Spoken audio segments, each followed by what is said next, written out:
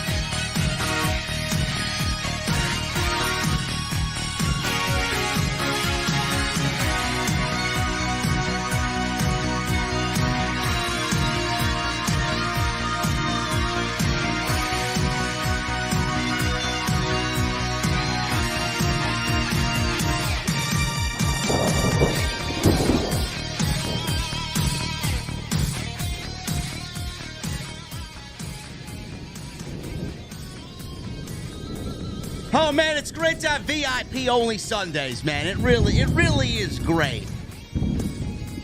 You guys are fantastic. Quite the slow week in the world of pro wrestling, man, when I got Logan Paul and Roman Reigns being the top story. Fan backlash, and rightfully so, for Logan Paul and Roman Reigns. I get it. We get it. We understand it. But sometimes it doesn't make it right. Also, NXT. People think that we're getting black and gold back, man. Black and gold is dead. It's not coming back ever again. Takeovers are coming back. Give me a break. We're gonna be doing takeover inside the Performance Center? No, I'm sorry, man. Come on now, man. I gotta set people straight. Malachi Black breaks his silence on social media. What's going on with Malachi? We got a little bit of information detailing what that man is going through, why he asked for his release. We're going to go over it today on OTS. And I got new information in regards to Kenny Omega, the Young Bucks, and CM Punk ahead of a huge week for AEW as they descend upon New York City for Grand Slam. I'm going to the venue, guys. It's always a Grand Slam at the beer garden. Beverages are cold, whiskey is on the rocks. And Jesse's Tacos, man. I'm going to go easy on Jesse's Tacos because he's in the hospital still. They're delicious. But I got one question for you, man. I got mine, and it's ice cold. What the fuck are you guys drinking? I'll see you over there.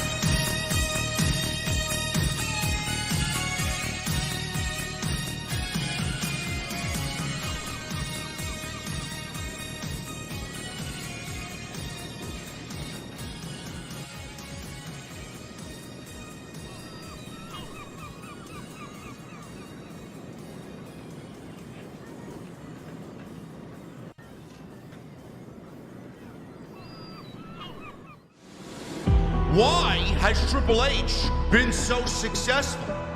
Why is Triple H running WWE better than Vince McMahon and Bruce Pritchard on Monday and Friday night? Long-term booking.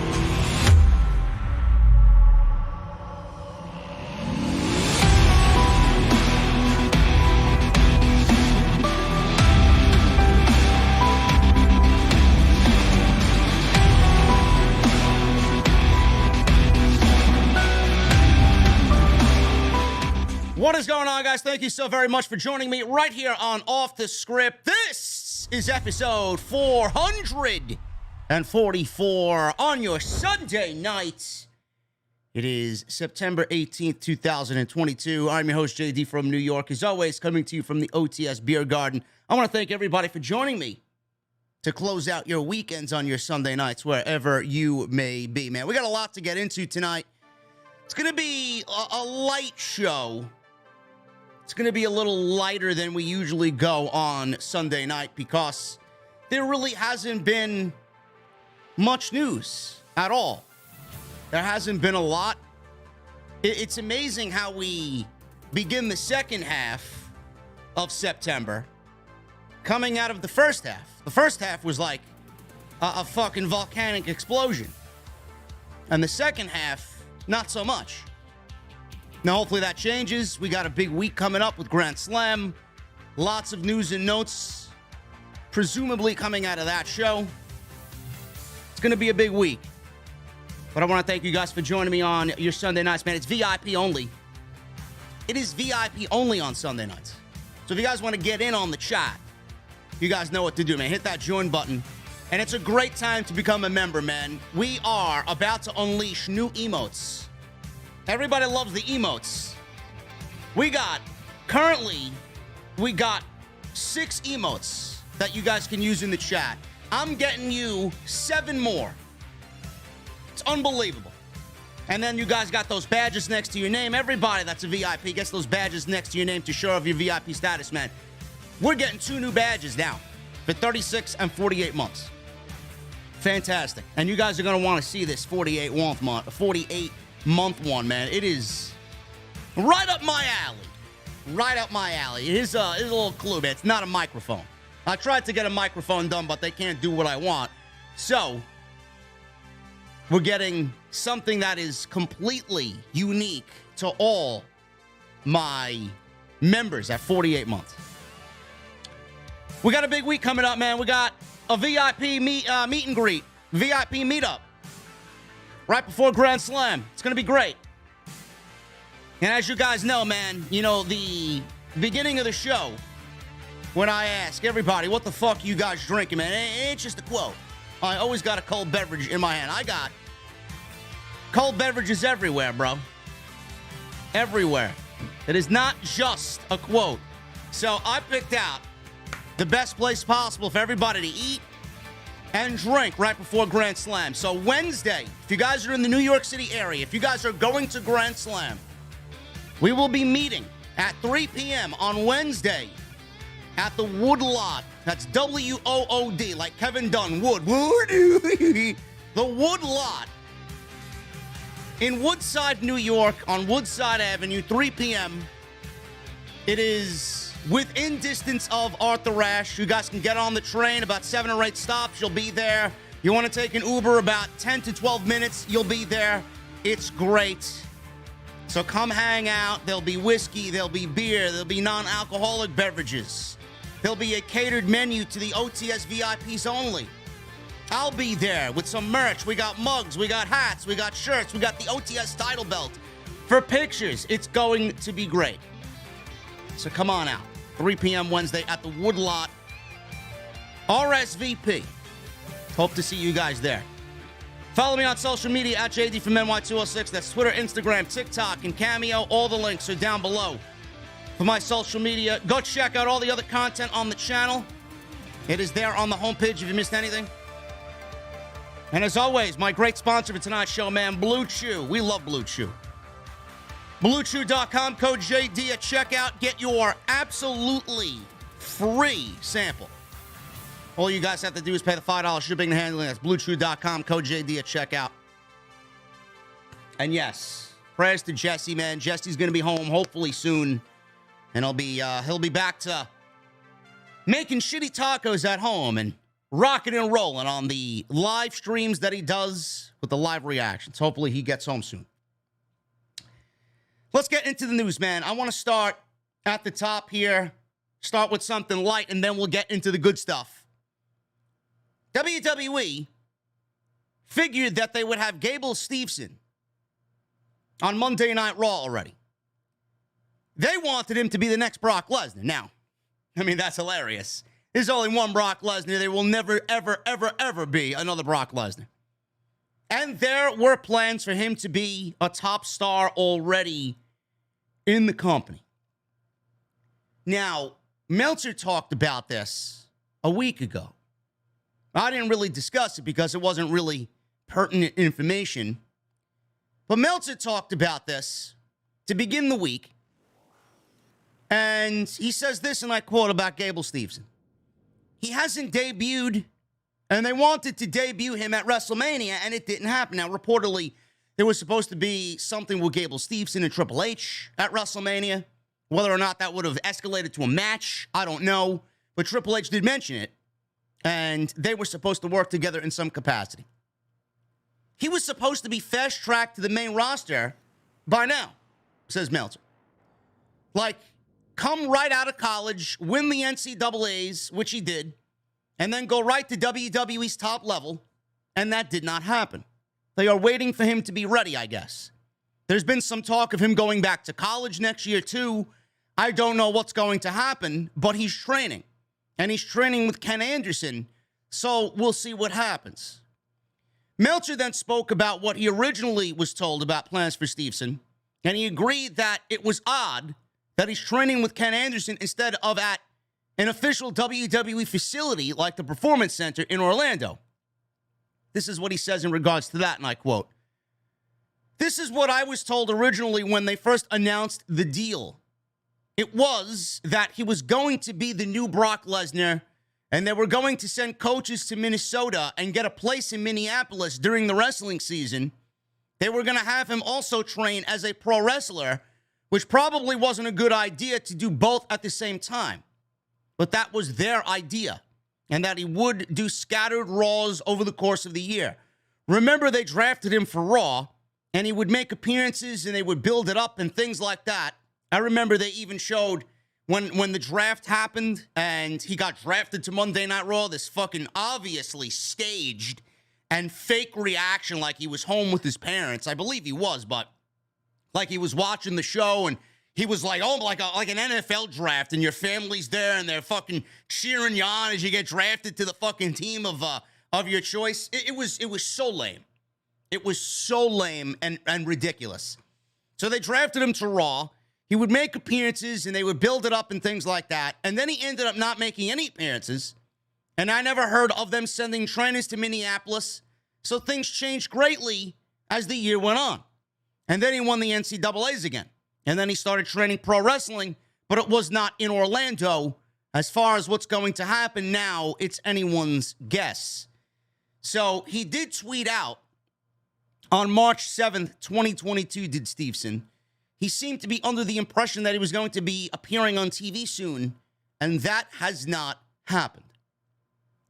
Now, I don't know what's going on. I don't really know what's going on as far as Stevenson is concerned. If he wants to go back to school, there's nothing that WWE could do about swaying his decision. I mean, it's ultimately up to him. If he wants to go back to school, he's going to go back to school, and WWE can't do anything about that. As far as him not progressing, this is what I heard. As far as him not progressing, I don't know what exactly that means, but if he's not progressing the way that they want, clearly that would deter him from making it to television, because they're not going to put someone like this with all this name value and notoriety and all these college accolades. They're not going to do that and put him on TV, and then he's going to stink up the joint, and he's not going to be presented well on television. It's going to be an embarrassment. It's going to make the company look bad. It's going to make him look bad. They're only going to do it when he's ready. And if he's not ready, you know, with all these hopes and aspirations, oh, he's going to be the next Brock Lesnar, he's going to be the next Kurt Angle, and blah, blah, blah. You can't put so much expectation on someone like that and expect them to go out there and deliver. You're already building him up as something that he's not, he hasn't stepped foot in a fucking wrestling ring ever. And you're already claiming that he's the next Brock Lesnar. How the fuck do you go out there and claim someone is the next Brock Lesnar? There is nobody in this earth, nobody on this planet that is going to be the next Brock Lesnar. There's no next Steve Austin. I love when they say this. There's no next Brock Lesnar. There's no next Steve Austin. There's no next Rock.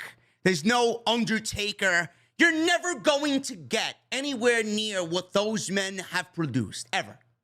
So for you to go out there and say, you know, Gable Stevenson's going to be the next Brock Lesnar, going to be the next Kurt Angle. No. There is only one of these athletes, and Gable Steveson is not going to be the next Brock Lesnar or the next Kurt Angle. Those are expectations. You're putting expectations on him that he's not going to achieve. You're basically telling us that he's going to fail. That's their fault. And how do you think he deals with that here? Oh my God, they're saying on the next Brock Lesnar. No. That's going to put doubt over Gable Steveson. That's going to cast doubt on his ability. We don't know how good he is. We don't know how far along he is. He may be fucking terrible. We don't know. He may be very good at what he does at this stage of the game. But don't start putting expectations on him, because those are Absolutely unachievable. Unachievable. I don't care how good he ends up being. Now, if you say he could be the next WrestleMania main event guy over time without putting a fucking name on his plate, oh, he's the next this, he's the next that. No. You're already setting yourself up for failure. And it doesn't look good for the NIL program either. You know, he was definitely the holy grail of the NIL program, the next in line program for WWE, where they go out and they scout, you know, collegiate athletes, cheerleaders, NBA, ex-NBA, football, college football, whatever the case may be, bodybuilding, right? UFC, whatever. They bring them on in. They want to create these superstars out of nothing. They basically wanted you to not have any pro wrestling experience so that the WWE way of life is the only way of life when you enter the world of professional wrestling. They don't want you to have any. This was the Vince McMahon ideology. This is not Triple H. Vince McMahon wanted you to have no independent wrestling experience. He didn't want you from the indies at all. He wanted to mold you with WWE and WWE only being the way of life. Now, Triple H is changing that. He's doing NIL. He's doing indies. All walks of the pro wrestling world. Come on in. If I can make money off you, I'm going to give you a chance. If I see something in you, I'm going to give you a chance. Vince did not want that. If he's not going to be up to standard by WWE, claiming he's going to be this and that and this and that, how does that make the NIL program look? Doesn't really bode well for the NIL program. If this guy, who is the holy grail of the NIL program, doesn't make it a thing, and he doesn't go out there and exceed everybody's expectations, how much of that NIL program is going to be looked at as a failure? That's my point of view. I don't know. But he should have been on television. And this is something, you know, oh, he should have been on television. He should have been in this. He should have been in that. Why rush the process? Why rush the process unless he has a set time that he wants to do this and then get the fuck out? So if he wants to do this for 2, 3 years, 4 years, 5 years, and then get out, I mean, why are you already putting a time limit on something that you're not even in yet? This whole thing is a fucking mess, if you ask me. So that's the latest on Gable Steveson. Not really good. And I don't think we see him at all. Maybe he'll be ready for the Royal Rumble. Maybe he'll be ready for next WrestleMania. Maybe. So we'll see and keep an eye on that. Backstage news on big changes in WWE after Vince McMahon stepped down. This seemingly is always a talking point every single time Triple H and the job he's doing comes up. Many fans who have watched weekly television for the last 2 months have probably noticed some of the changes in the product, and there have been many behind-the-scenes changes as well, and these changes are being seen as a positive by the people that work there. PW Insider reports that the management change has energized the locker room and the production team, and the average energy at WWE headquarters in Stamford, Connecticut is said to be much better for a very different reason.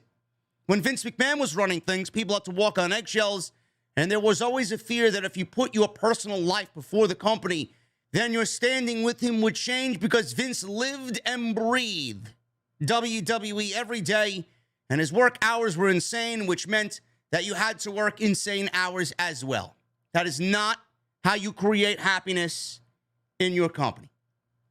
Under Stephanie McMahon, Nick Khan, and Triple H, the level of stress has decreased and people no longer feel guilty about leaving work at a normal hour.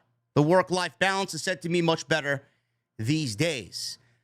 I remember reading that Vince would have people stay at the headquarters and write the fucking shows in the wee hours of the morning, only to go to the venue on the day of the show, whether it's Monday or Friday, and then absolutely change every aspect of the show that he had them stay up for and rewrite.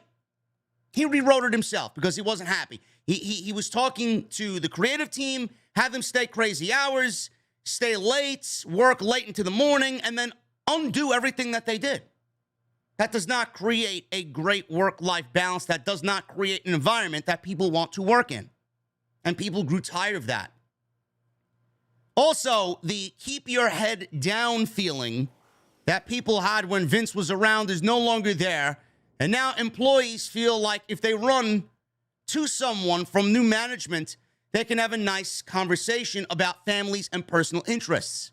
There is also more of a feeling that discussions can be had about concerns about the company.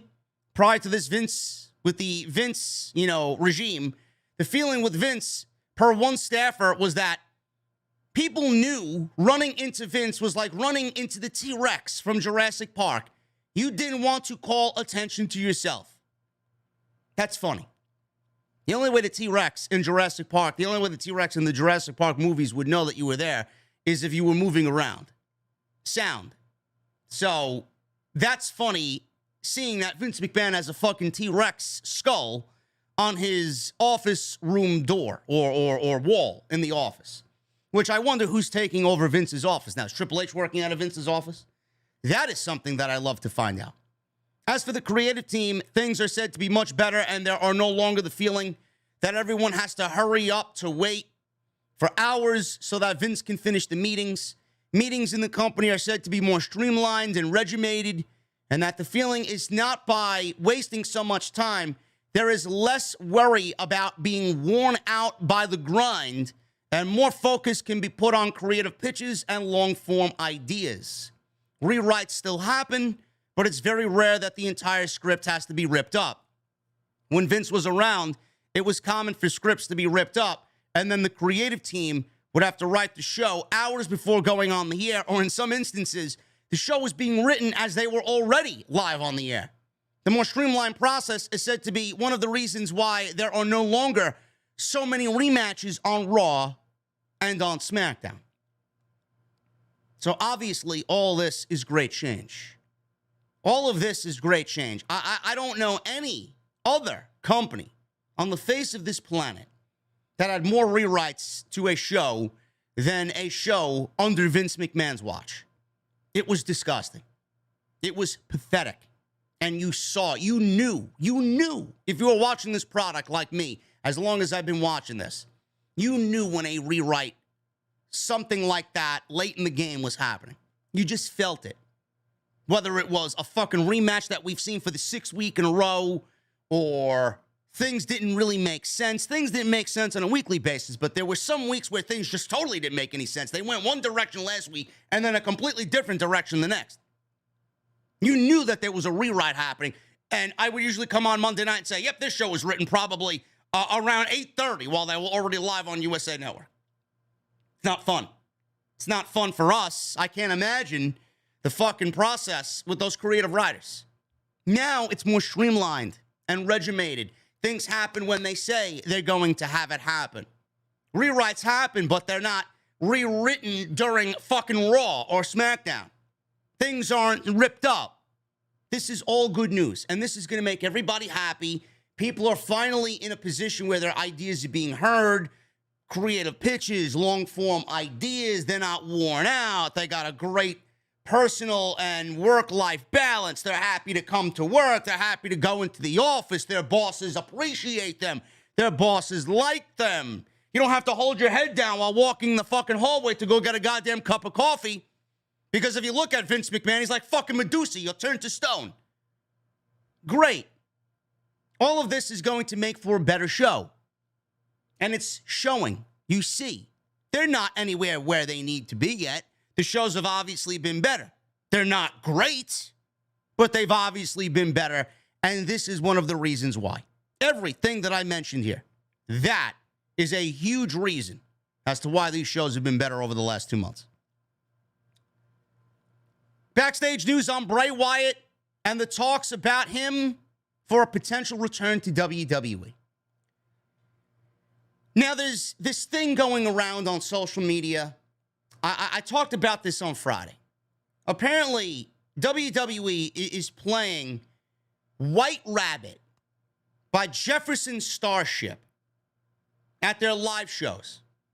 Now, I've seen this happen Friday. They did it Friday during commercial in Anaheim on SmackDown. I've seen fan footage of it on Twitter. And then there was a show in Bakersfield, California, I believe, over this past weekend, Saturday, I believe, yesterday, where they did the same thing. They played White Rabbit by Jefferson Starship during an intermission. Now, nobody knows why. There was a report that went out on Friday. I read it on the post show. I read it on the live stream. That WWE may be changing Karrion Kross's theme music to White Rabbit by Jefferson Starship because Karrion Kross was the White Rabbit in Lucha Underground. I thought about it after the stream was over. I thought about it when I went back and I read the report, and I said to myself, well, that doesn't make any sense. Why would they change Karrion Kross's theme music? Why?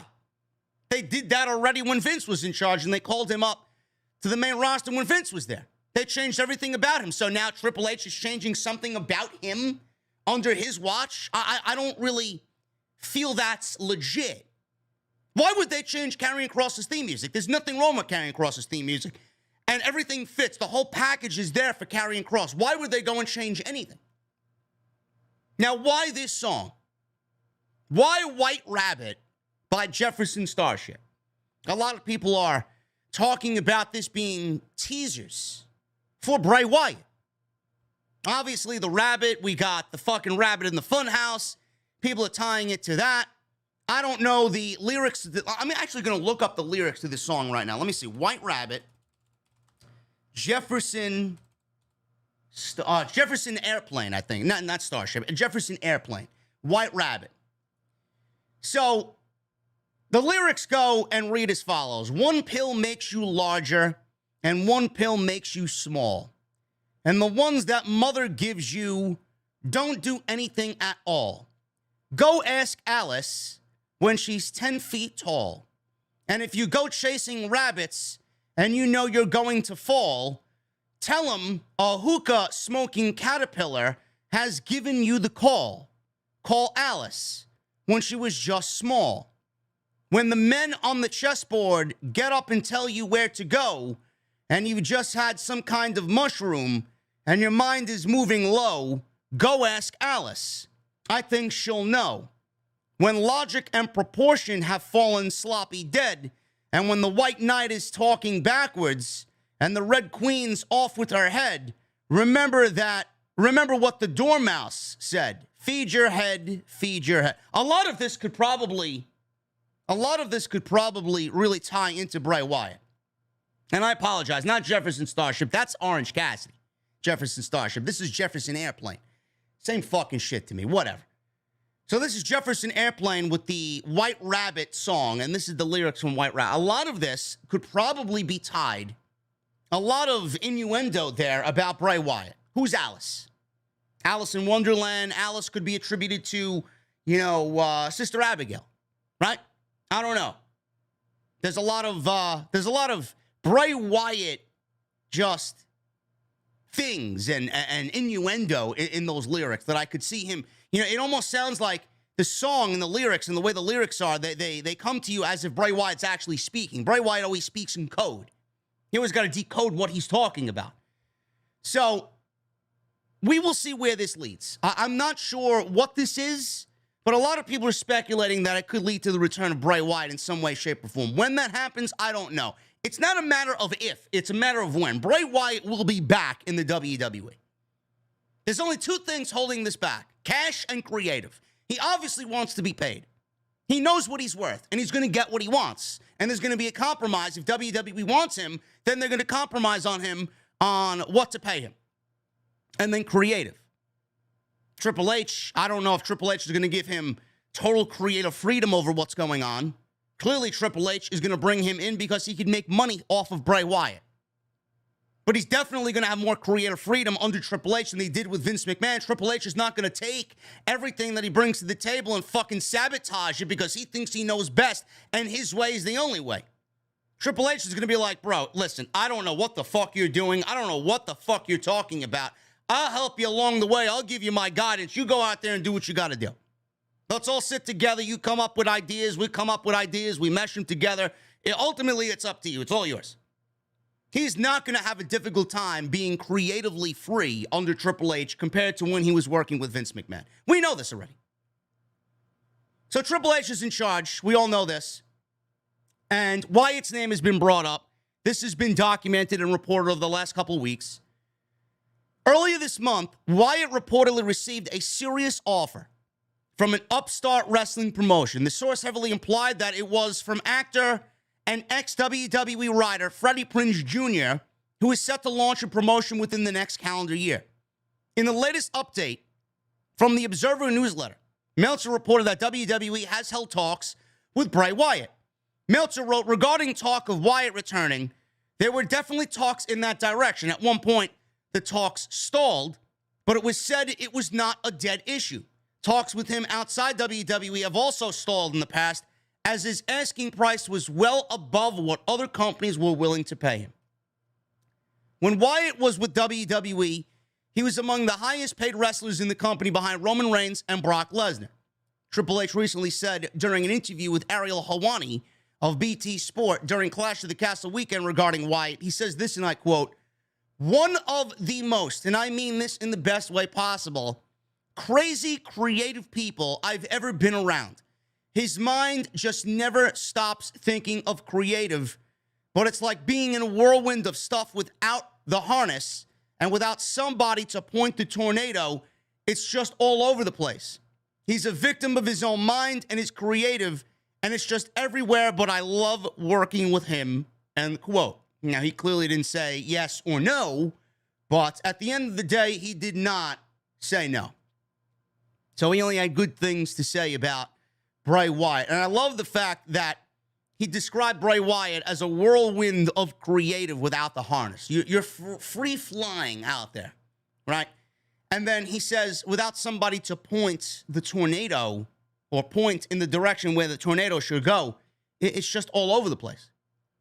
So clearly Vince McMahon killed the fucking tornado. Vince McMahon was the tornado all over the place. And Bray Wyatt was the innocent bystander who had everything fucking destroyed by said tornado. But Triple H, he's going to be the one directing. Yeah, I love what you're doing. Let's contain this and then point it where it's got to go. I love that. Bray Wyatt will be back in WWE. You know, these stories don't really lend to giving much information out there. Talks here, talks there, creative here, creative there, cash, what he's going to be paid, what he was making, his asking price is too high. I said this then, and I'm going to say it now. Bray Wyatt isn't going to AEW. Bray Wyatt isn't going to Impact. Bray Wyatt isn't going anywhere but WWE. Bray Wyatt, with what he dealt with, especially now that Vince is gone, now it's even greater of an opportunity for him to go back there. And the reason why he'd go back there is because the way that they ended his run there, and they ended his character and the storyline, that is the most important. Obviously, he wants to be paid. Obviously, he wants to go out there and do what he's got to do. But Bray Wyatt, the story is most important to him. I don't think he's going to rest easy until he ties up the loose ends of the story that was told while Vince McMahon was there. Now he's got a greater opportunity to do that under Triple H. If he could do what he wants to do and tie up the loose ends there and then maybe go in a different direction, or maybe just bring back the old character of The Fiend and just continue it with where he wanted it to go, that's what's most important to him. Clearly, he's going to be paid for his services. You know, I didn't like the fact that Bray Wyatt was not allowed to wrestle. He was this supernatural fucking thing that you couldn't really harm. Nobody knew what was going on. He was like a modern-day Undertaker. Was it the red lighting that they had during his matches? Was it the fucking mask? Was it the lantern head that he was carrying around? I didn't like the fact that they added so many supernatural elements to the fucking character. He was basically immune. I don't think that's going to go over well in the WWE. You're going to really put yourself in a situation where you're creatively going to back yourself against a fucking wall, and there's no way out of that. It's one way. And then if he loses, then all is lost, and you can't get it back. You can't really produce a character like that on television because it's unrealistic.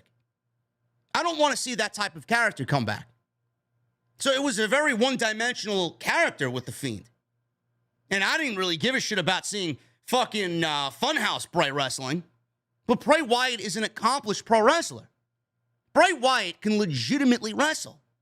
This is why I said I would love if he goes back to the Swamp Man Bray Wyatt, Eater of Worlds Bray Wyatt. That was Bray. That is what brought a smile to my face, seeing that. Him with Rowan and Harper and Strowman. WWE's had a lot of factions form lately. Groups of guys, trios forming all over the place. There's a bunch of trios now on WWE television. Whether that's an AEW influence decision or not, I don't know. But I'd love to see some take on the Wyatt family back on WWE television. Whether it's Redbeard coming back, whether it's Strowman being enlisted again. I'd bring back Bo Dallas. Bo Dallas should have been in the Wyatt family from day one. And there were rumors that he wants to make a splash back in the world of pro wrestling. Why not bring both of them back? That would be great. That's what I want to see. This Fiend thing, I was never big on the Fiend. The presentation was great. The music was great. The vibe was great. But ultimately, the character failed because it was so one-dimensional. I want to see him back, and I want to see him succeed. Hopefully, we get to see that. But like I said, it's a matter of when and not if for Bray Wyatt. Triple H. Bray Wyatt may not be the only surprise that he's got up his sleeve. Obviously, he's waiting for the right time. Triple H has more surprises planned that fans are not talking about. We've seen the likes of Dakota Kai, Dexter Lumis, Karrion Kross, Scarlett, Johnny Gargano, Hit Row, all come back to WWE. And Triple H's talent acquisitions don't appear to be ending anytime soon. In the latest update from the Wrestling Observer newsletter, Dave Meltzer reported that, and I quote, "We were told that Paul Levesque has some surprises coming who are not people being talked about." Now, Sasha Banks and Naomi, they're clearly two at the top of the list. Again, it's not a matter of if, but when they come back. They will be back. They're going to get everything they need to do out of their system, and then they're going to go back to WWE. They will be coming in. Mark my words on Sasha Banks and Naomi. The latest start to be brought back has been Braun Strowman, and he's going to be a top babyface on SmackDown. Gargano came back, and he's going to be a top star on Monday Night Raw because he was a top star under Triple H on NXT. But, you know, you got your Wyatts out there, you got your Naomis, you got your Sasha Banks, right? These are obvious returns. But the people that the community are not talking about, we have people like Bo Dallas. We have people like Bronson Reed, right? Jonah. I'd love to see Jonah back in the WWE. I'd love to see what he's accomplished. And some people may say, you know, I don't want him to go back yet because he's having such a great run in New Japan. He's still developing and finding himself working outside WWE. But if Triple H has an opportunity to bring him back, and there is an opportunity for him to go back to the WWE, you don't think that man wants to redo it all over again? That man was released not because of Triple H. That man was released because of Bruce Pritchard and Vince McMahon. You don't think that man knows that he was a Triple H pet project and that under Triple H, if Triple H was in charge when he was there the first time, he would have been a major success on the main roster. And now that Triple H is completely running things on the main roster, you don't think that man wants to go back there? That man has something to prove. So we could see Bronson Reed. Somebody that nobody is talking about is Emma. Tennille Dashwood. We could see Emma show up in WWE. She's no longer working with Impact. And it was just revealed that she's actually dating Madcap Moss. So that would be great for her to come back to the WWE. And she was one of the founding members of the Women's Revolution. She basically was there from the beginning of the Women's Revolution. Tennille Dashwood under WWE would be great. She was always so underrated. Always. She went and made herself an Impact, and she did what she's got to do on the indies. And I think she would be a great welcome addition to the women's division. And you know how Triple H loves the women's division and wants to redo that Women's Revolution. Those are just three names that people are not talking about coming back to the WWE. There are surprises. You know, Malachi. Obviously, everybody's talking about Malachi. What's Malachi's situation? We're going to go over that in a little bit. Malachi. There are people I'm sure Triple H is looking at on AEW's roster that he once had. Swerve, Keith Lee, Andrade, guys like that. But those guys, we don't know how much they're tied into AEW as far as contract length is concerned. But the people right now that are available and free on the indies, working the indies right now, they, people are not talking about a Tyler Breeze. We could see a Tyler Breeze back in WWE. He was at one point training inside the Performance Center. Whether or not he comes back to be a trainer inside the Performance Center, or maybe he comes back and does something on NXT. They want to revamp NXT. He was fucking great. Tyler Breeze was fantastic. So I don't really know why they let him go in the first place. So we'll see what happens there. There are names that people aren't talking about that really had a solid stay in WWE and that they were valuable to the company, but were let go. So the surprises are still going to be happening. And we will see them spread out across the rest of this year, going on into the Royal Rumble, which is a just natural, event for surprises. We're going to see what Triple H has up his sleeve. We just have to remain patient. So I would love to see any one of those individuals I just mentioned, or all of them, come back to WWE. And I love how Triple H is out here just undoing everything Vince McMahon did. Like we said before, statements. He's made statements. He's not going to come out and publicly bash his father-in-law. He's not going to say anything negative about Vince McMahon, but, they always say actions speak louder than words. And everything Triple H is doing, his actions are speaking volumes. And when he makes a statement. Just look at what he does creatively on the show or with a return. His actions speak louder than anything he could publicly say about Vince McMahon and the way he used to do things. So we will see what happens with surprises being planned. I hope to see them all. At the end of the day, it just makes WWE TV better. WWE may have new title belt designs coming. We talked about this, but now there's an update. There's an update that has emerged on new title belt designs for multiple WWE championships following Triple H taking over. After Vince McMahon's retirement, it was reported that Triple H was hoping to make several belt design changes. In a new update from Belt Fan Dan, who has broken many belt-related news stories in the past, new designs for both the men's and women's tag team championships are currently being worked on. The WWE Tag Team Championship will have a black strap and a large WWE logo on the center plate. The Women's Tag Team Championship belts will soon have colored backing. Belt Fan Dan wrote this, and I quote, "New WWE tag belts are described to me as being the existing design, dual-plated black strap, and having a stacked large WWE logo in the center. They also have the old, never-used tags, which are the women's tag team style uncolored straps.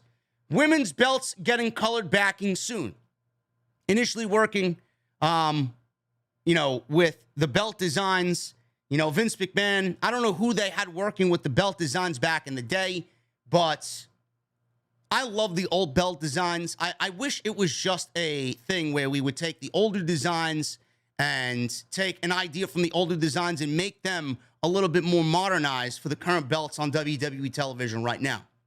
So from what I read here, they're not doing the Raw and SmackDown Tag Team Championships. They're just doing one set of Tag Team Championships, which hopefully, if I could read, hopefully I'm not reading too much into this, but if they're doing one set of WWE Tag Team Championships that have a black strap and a large WWE logo on the center plate, that would mean to me that we're getting one Tag Team Championships and we're doing away with the dual championships that the Usos are carrying around right now. No more Raw and SmackDown Tag Team titles, just one set of Universal Tag Team titles. So they will finally, from what I'm reading here, I could be wrong, I hope I'm not, that we're getting finally a unified title. The WWE Tag Team titles. No longer Raw, no longer SmackDown, which would then mean that the tag team division on the men's side would operate like the women's tag team titles, which I don't believe we need. But I love the fact that they allow the women's tag team titles to go to Raw, SmackDown, and NXT. I'd love to see something like that with the men. I never understood this. Why the women are allowed to go to any brand they want, and the men here, they're operating on both shows anyway. They're on Raw, they're on SmackDown, so why not just create one title and have the tag team titles float between Raw and SmackDown? That's it. So you have the tag team division, without actually saying it, you have one universal tag team division where any one of those teams can show up on the other show. They're not destined to one show. This is great news. This is what I asked for since 2016. I've been asking for this. So I'm glad that we could finally, potentially be seeing something like that. Now, the Intercontinental title, I don't really think the Intercontinental title now is a bad design. Obviously, it's not my preferred design. I mean, you don't really need to do anything there. Just bring back the old Intercontinental Championship. They got it. It's in the vault. It's in the vault somewhere. Just bring it back. The WWE Championships, they should do the same thing. Really. We don't need a Universal Championship. We never needed 2 World Championships. If they want, and we will talk about this, if they want Roman Reigns to give up 1 belt, then give up 1 belt. If not, and you want him champion going into WrestleMania, then you should really just unify the titles and create a brand new World Championship. Slowly end the brand split once and for all. That's what I would love to see have happen, but we're not going to get that. We're not going to get, as long as WWE is operating on NBCU and Fox, we're not going to get an end to the brand split. So that may be out of the discussion. Creating 1 championship, there will be 2 world championships. It's easy to get away with it when it's the tag team titles. But the world championships, no. But I would bring back a WWE championship very reminiscent of the Winged Eagle or something along those lines. Not exactly the Winged Eagle belt, but something along those lines to fit it into the modern WWE environment. Belts, very important. I used to watch these shows. And I know you guys are the same way. I used to watch these shows, and I used to see the glistening of the Intercontinental title on Bret Hart, and on Mr. Perfect, and on Rick Rude, and on, Razor Ramon, right? Shawn Michaels. I used to see the Intercontinental title on these guys, and I'm like, oh, man, I just want to touch it. I want to reach through the fucking television and touch it, man. As a kid, you wanted it. As a kid, you wanted to be that. Does anybody get a sense of watching the shows, watching these guys perform and looking at those championship belts? Does anybody get a sense of that? No. I don't. These belts are hideous. The big W on the belts. Oh, my God. Every belt looks exactly the same. This is why I love the AEW belt design so much. They look prestigious. The world title looks like a world fucking championship that you'd be proud to carry. If you're not proud to carry it, what the fuck do you want it for? What do you want to go and wrestle for? Your belt looks exactly like my belt, but it's a different fucking color. Because you're on SmackDown, the blue brand, and I'm on the red brand, so I got a red title. You fucking break. That's so stupid. So stupid. This is what I said the last time we talked about this. If you're a champion on Raw and you look at Roman Reigns carrying around the Universal title because it's fucking blue, what makes you stand out better than Roman Reigns? What makes you different from Roman Reigns? I got the same fucking title. It's only a different color. So stupid. They should be different. If you want 2 world championships, they should be 2 different world championships. I'm not saying you can't have a Universal title, but don't make the WWE title look like the Universal title with a black fucking strap. So stupid. So hopefully belt designs are getting changed. They all need to be changed. The women's titles need to be changed. The U.S. title needs to be changed. It's ugly. The old design of the U.S. title looks better than the new design. The IC title, not as good as the older designs, but bring back the white strap that Cody Rhodes used to wrestle with. That's it. Very simple. Monday Night Raw. Everybody was talking about Monday Night Raw. And the ratings, how would Triple H do against his first week up against Monday Night Football? Not good. Monday Night Raw got destroyed by Monday Night Football. The Broncos and Seahawks did over 18 million viewers and over a 3.0 in the demo. Monday Night Raw, 1.709. This is down from the 2.054 million viewers the show did 1 week ago. So the demos, not good either. 0.44.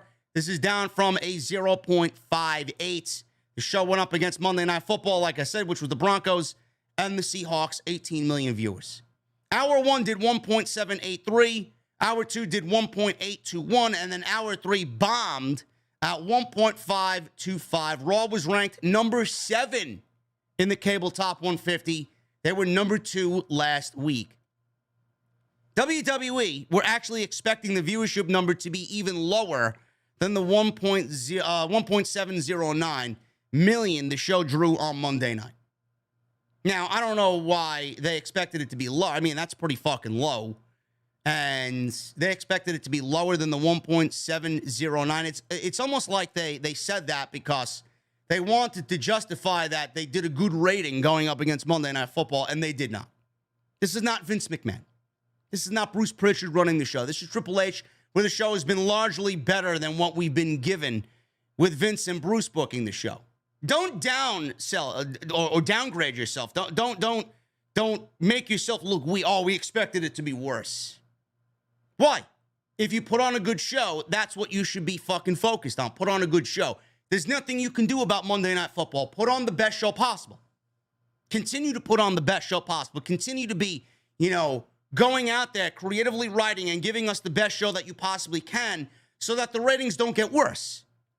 See, Vince McMahon used to roll over and die going up against Monday Night Football. He didn't do anything to really combat Monday Night Football. He knew nobody was going to give a shit going up against Monday Night Football, and he booked the show as such. That's not what Triple H needs to do. He needs to give people reason to watch. So I don't want Triple H to roll over and die because it wasn't a 2-1 like he's been getting. Don't let that deter you from writing a good show. Continue to write, and people will eventually watch. 1.7 is not a good rating. For the quality of the show, it's not a good rating. But when you do 18 million on Monday Night Football, it's tough to really, go out there and continue the success that you had before this week. So we will see what happens. And I hope that Triple H is not really taken aback by this and hurt by this. And, his creativity isn't hurt by this. I want him to continue to go out there and do what he needs to do. People will watch, and people do care. Really. NXT. NXT seems to be going up. I don't know why, but the show is drawing the highest viewership it has done since October 2021. NXT 2.0. 728,000 live viewers on the USA Network. This is up from the 684,000 the show did a week ago. 0.15 rating in the 18 to 49 demo and a 0.16 rating the show did 1 week ago, so that was a little bit down. This was the highest total viewership since October 26, 2021. It ranked number 14 in the cable top 150 for the night. That was obviously down from last week, which was a number 12. I don't know what's going on with NXT, but I think it has to do with a lot of the NXT UK folk coming over. You got Ricochet and you got some of the main roster ladies working NXT. I don't know what's going on there. And then you got the potential of Triple H obviously taking control of Monday night and Friday night. And now we're all anticipating, is he going to work on Tuesday? What's going to happen with Tuesday? This may be a case, because the show has been terrible. The show sucks. The show is boring. This week's show was not good. The show is not good on a weekly basis. It's fucking garbage. So I don't know why it drew the highest rating it did in almost a year when this show on Tuesday night, this viewer's choice bullshit, it was lame. It was lame. The only thing worth watching was Solo Sikoa, Carmelo Hayes at the end, and then that steel cage match with the Creed brothers and Pretty Deadly. That was it. That was it. Everything in between was fucking terrible. A lot of this probably has to do with the waiting around to see what Triple H does to change NXT. And we finally got that at the end of Tuesday's show. Triple H and NXT unveiled a brand new NXT logo, which has done away with the Fruity Pebbles, Fruit Loop colors. No more Toucan Sam flying around the Performance Center. We're not going to get fucking Fruity Pebbles and the fucking Flintstones rolling into the WWE Performance Center either. They've done away with that hideous logo, that multicolored logo. Instead, we got something that resembles the old NXT. It's not exactly black and gold, but it's black trim with white and gold. So that is gone. The Fruity Pebbles logo is gone. I don't know what's to come. Apparently, they taped last week's, they taped next week's show this week. So this Tuesday show will not be live. And I'm assuming they did that because they're getting everything ready for the revamp of this NXT, whether it's NXT 2.5 or NXT 3.0, whatever the fuck they're going to call it. Just NXT from now on. They're doing away with the 2.0 moniker. They're probably getting the Performance Center ready to fit the theme of what they want the show to look like with the unveiling of the new logo. So they say goodbye to NXT 2.0. They introduced this new logo at the end of the show after Solo Sikoa won the NXT North American Championship. This is what people have been asking for. This is what people have wanted. A change to NXT. According to Vic Joseph, this is funny. According to Vic Joseph, the people inside the Performance Center, when they unveiled this logo, they continued to chant black and gold for about a good 6 to 7 minutes after the show went off the air. The people inside that Performance Center don't know jack shit. I guarantee you the people that used to watch black and gold don't know jack shit about black and gold. These people that watch this NXT show should not be chanting black and gold. They don't know anything about what NXT used to be because they're the ones there every week foolishly chanting on and cheering on all the fucking obvious garbage that this show has given us over the last year. And now you're chanting black and gold? No, that doesn't sit well with me at all. You're there every fucking week on a free ticket because they'd actually be out of their fucking mind to charge you to go watch this bullshit every fucking Tuesday on a free ticket, and you're there cheering this obvious garbage, yet you want to come out and start chanting black and gold for a good 6 or 7 minutes. No. That, to me, is a fake fan. That's not a fan of the black and gold that I remember. The fans from Full Sail and the fans that attend these shows at the Performance Center are two completely different crowds. Two completely different crowds. They don't even resemble real human beings on a weekly basis. That's how fucking lame they are. If everybody thinks black and gold is coming back, you are sadly mistaken. And I said this on an extra I did on Wednesday. You guys can go back and listen to it. 20 minutes. NXT Black and Gold is dead. Black and gold was something special. All because you changed the logo to resemble old NXT, and it's now white and gold with black trim. People are thinking that we're getting black and gold back. No, you're not. No, you're not. I'm the first person to tell you that this is not black and gold. It will not be anything close to black and gold. Black and gold was more than just a logo. Black and gold was attitude. Black and gold was ambiance. Black and gold was who Triple H had hired to write this show on a weekly basis.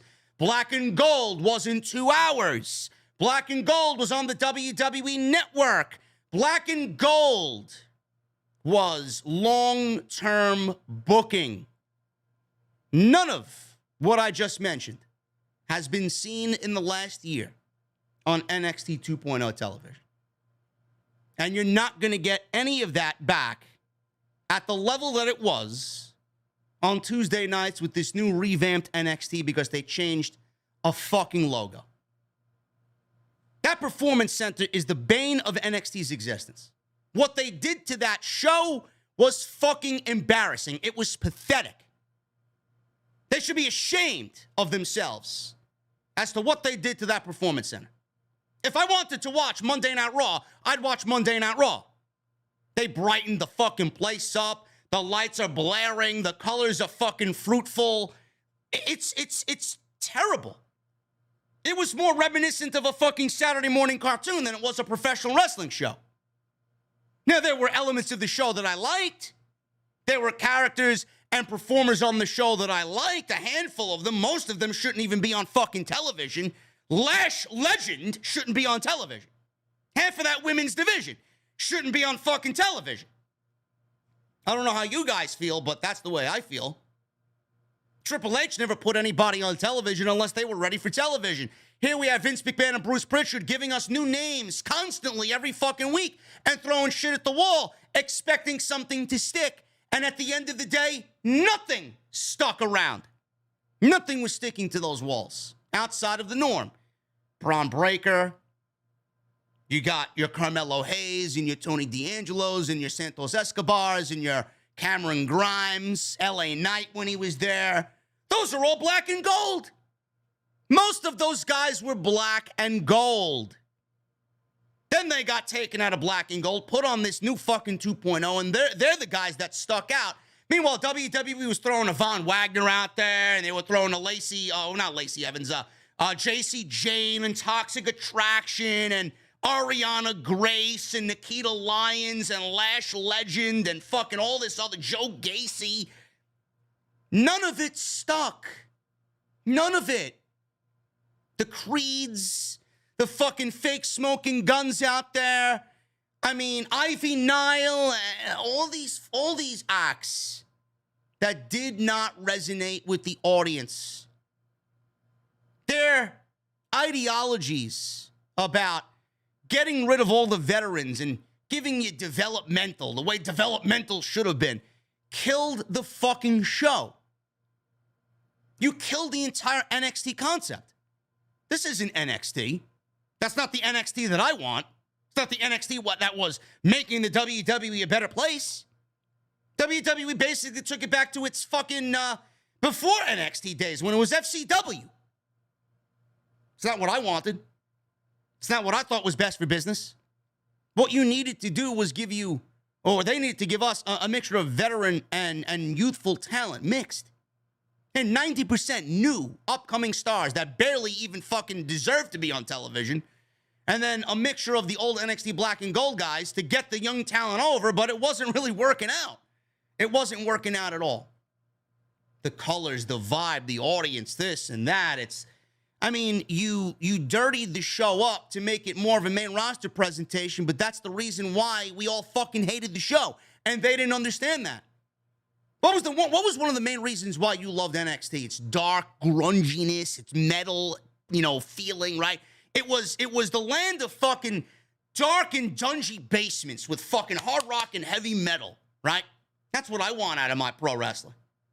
Here we got fucking downside slang or southside slang, whatever the fuck they got going on with the goddamn theme music. They got the colorful fucking lights and the logo and this and that. I mean, Jesus fucking Christ. How to kill a brand in fucking 10 seconds. That's what Bruce Prichard and Vince McMahon did. Basically, they shit all over the brand and they laughed while doing it. It was disgusting. That Full Sail crowd was fucking I was there. I went to Full Sail. I was there for a whole set of tapings. 4 weeks of tapings I sat through. I loved it. Everything about it is exactly what I love about professional wrestling. They did away with all that. Then there's rumors that TakeOver's coming back. TakeOver? You mean to tell me you want to bring TakeOver back and then operate TakeOver outside the fucking Performance Center? You got to be fucking joking me with that news article. You want to bring TakeOver back, but then put it inside the Performance Center? No. Now, TakeOver, first of all, you're not selling out a Barclays Center with this fucking roster. I'll tell you that right now. Black and Gold is dead. Black and Gold was Adam Cole and Ricochet and the Viking Raiders and the Street Profits and Matt Riddle and Malachi and Andrade and Ciampa and Nikki Cross and fucking Bianca. Everything that was black. Velveteen Dream. Asshole that he may be. Velveteen Dream was black and gold. Right? Everything about black and gold. You sold out Barclays Center with those guys because they had name value coming on in to the WWE. You got nobody there now with name value. Nobody. You're starting all over again. But that doesn't mean you need to keep TakeOver inside the Performance Center. You could go out, and somebody mentioned to me on one of the live streams, what about TakeOver at a Hammerstein Ballroom? Somebody mentioned this I believe on a Monday Night Raw review in the Super Chats. What about a Hammerstein Ballroom in New York? JD, would you go to a TakeOver inside the Hammerstein Ballroom? Absolutely, I would. Those are the type of places that WWE needs to go. I'm not asking them to sell out 13,000 seats at a Barclays Center. It's not going to be possible with this roster. Maybe a year or two, 3 years from now, when they bring in some notable indie names and get back to where they used to be, then we can maybe start calling it somewhat of the black and gold, but not with this roster. 2,000, 3,000 seats outside of Orlando, outside of Winter Park. That's what needs to happen. Otherwise, don't even bother calling it TakeOver because it's not going to resemble TakeOver in any which way at all. So you can keep that shit. You want to call it TakeOver? Do what needs to be done. You want to call it just NXT Halloween Havoc? By all means, do it inside the Performance Center. But you're never going to grow the brand outside of what it is now if you stay inside the Performance Center. Another thing that hurt all this NXT bullshit was they constantly put all these fucking people that don't belong on TV on TV.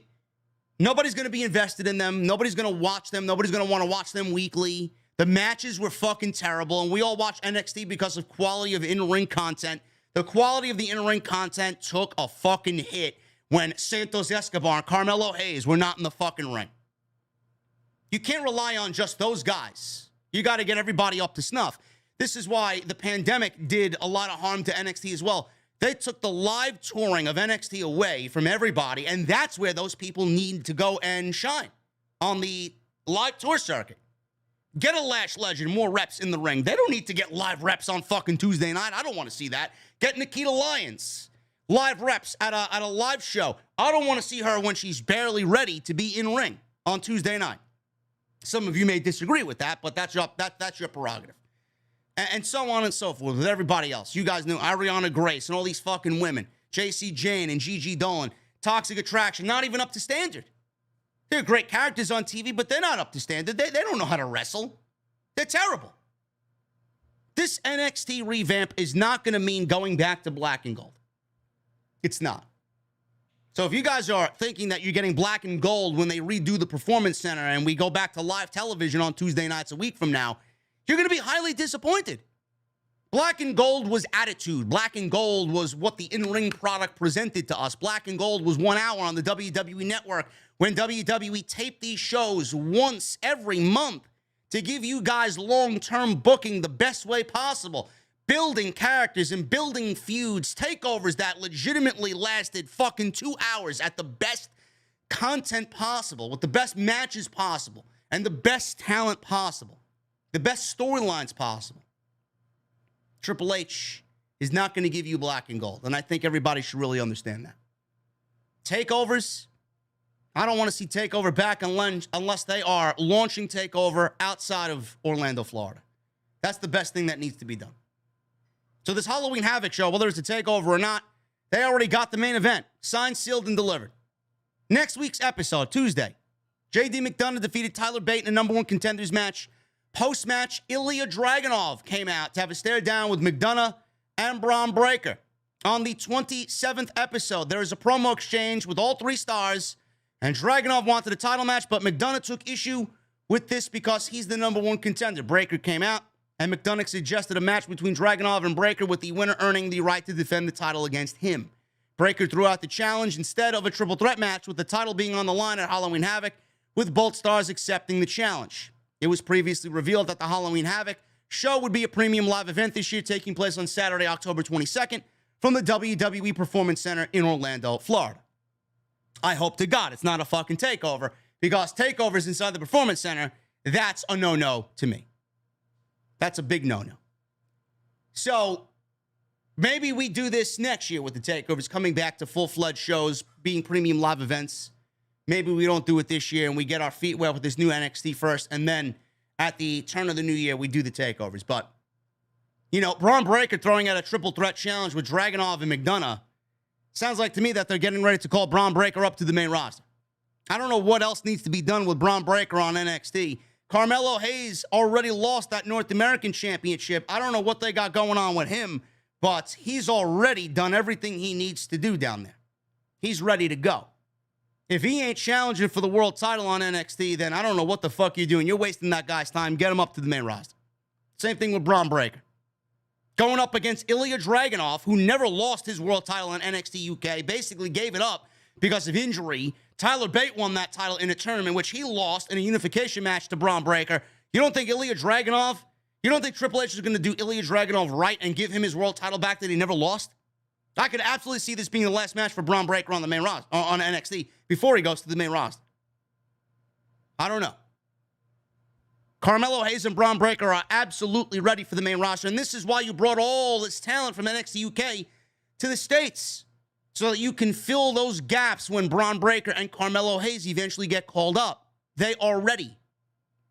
Any longer, and it's going to be something where it feels like they overstayed their welcome. So we will see what happens. I may, I've been very hot and cold with the NXT reviews. If they're going over and flipping over the colorful logo to the black and gold, or what looks to be somewhat of the black and gold, I may have to be here for the Tuesday night show. I want to see. I will definitely be there when they go back to live and they redo that Performance Center. I will be here to go over it all, to give you guys the in-depth analysis of NXT now on Tuesday night, moving away from the colorful black and gold, from the 2.0 to the black and gold, or somewhat of the black and gold. AEW Dynamite. Dynamite's ratings continue to go up. I don't know what is going on, but apparently people are interested in what's going on here with AEW. 1.175 million viewers, best key demo since June. This was the highest key demo since June 1st, which was the post Double or Nothing episode, and the highest total viewership since September 22nd, 2021. AEW is thrilled, Tony Khan is over the moon, and TBS is absolutely over the moon as well with these ratings. Dynamite ranked number 1 in the cable top 150 shows for the night, and they were number 2 last week. This was the Fallout edition. Last week was the Fallout edition from AEW All Out. This week featured semifinal Grand Slam Tournament of Champion matches going into next week's Grand Slam show. This 1.175 rating is without CM Punk and the Elite. I don't know what that means, but make of that what you will. Do we really need CM Punk? Is CM Punk a ratings draw? Now, I could see both sides of the argument. Do they really need CM Punk? I could see people saying no. Do they need the Elite? I could see people saying no. Do people honestly believe they don't need CM Punk, or is this all a manufactured process? All of this was manufactured because of CM Punk. Are they waiting for the fallout from all of this suspension nonsense? Are they waiting for this thing to be turned into television? I don't know. How many people stopped watching the product when CM Punk came back to AEW? It could be a telling tale. We don't know. I don't have the demographic figures on that or the analytics on that. How many people stopped watching because CM Punk came back? CM Punk is a very polarizing figure. Some people love him. A lot of people hate him. Same thing with the Bucks. The Bucks, they don't really have a bad standing with the fans. Everybody loves the Bucks and Kenny Omega. Everybody knows how great they are. But how many people were turned off by all this shit? How many people stopped watching when you heard of all the nonsense in the locker room and you got this bad vibe about AEW and this mentality that it's a sinking ship, that it went down like the Titanic, or it's going to go down like the Titanic? How many people stopped watching because they were frustrated that all of the backstage hijinks were taking over more so than the actual shit on television? How many people stopped watching because Tony Khan is so hot and cold and up and down, left and right with all his fucking booking? Creatively, it hasn't been good either. Did you stop watching because of that? I don't know. But I can tell you this right now. Last week's show felt like a hard reset for the show.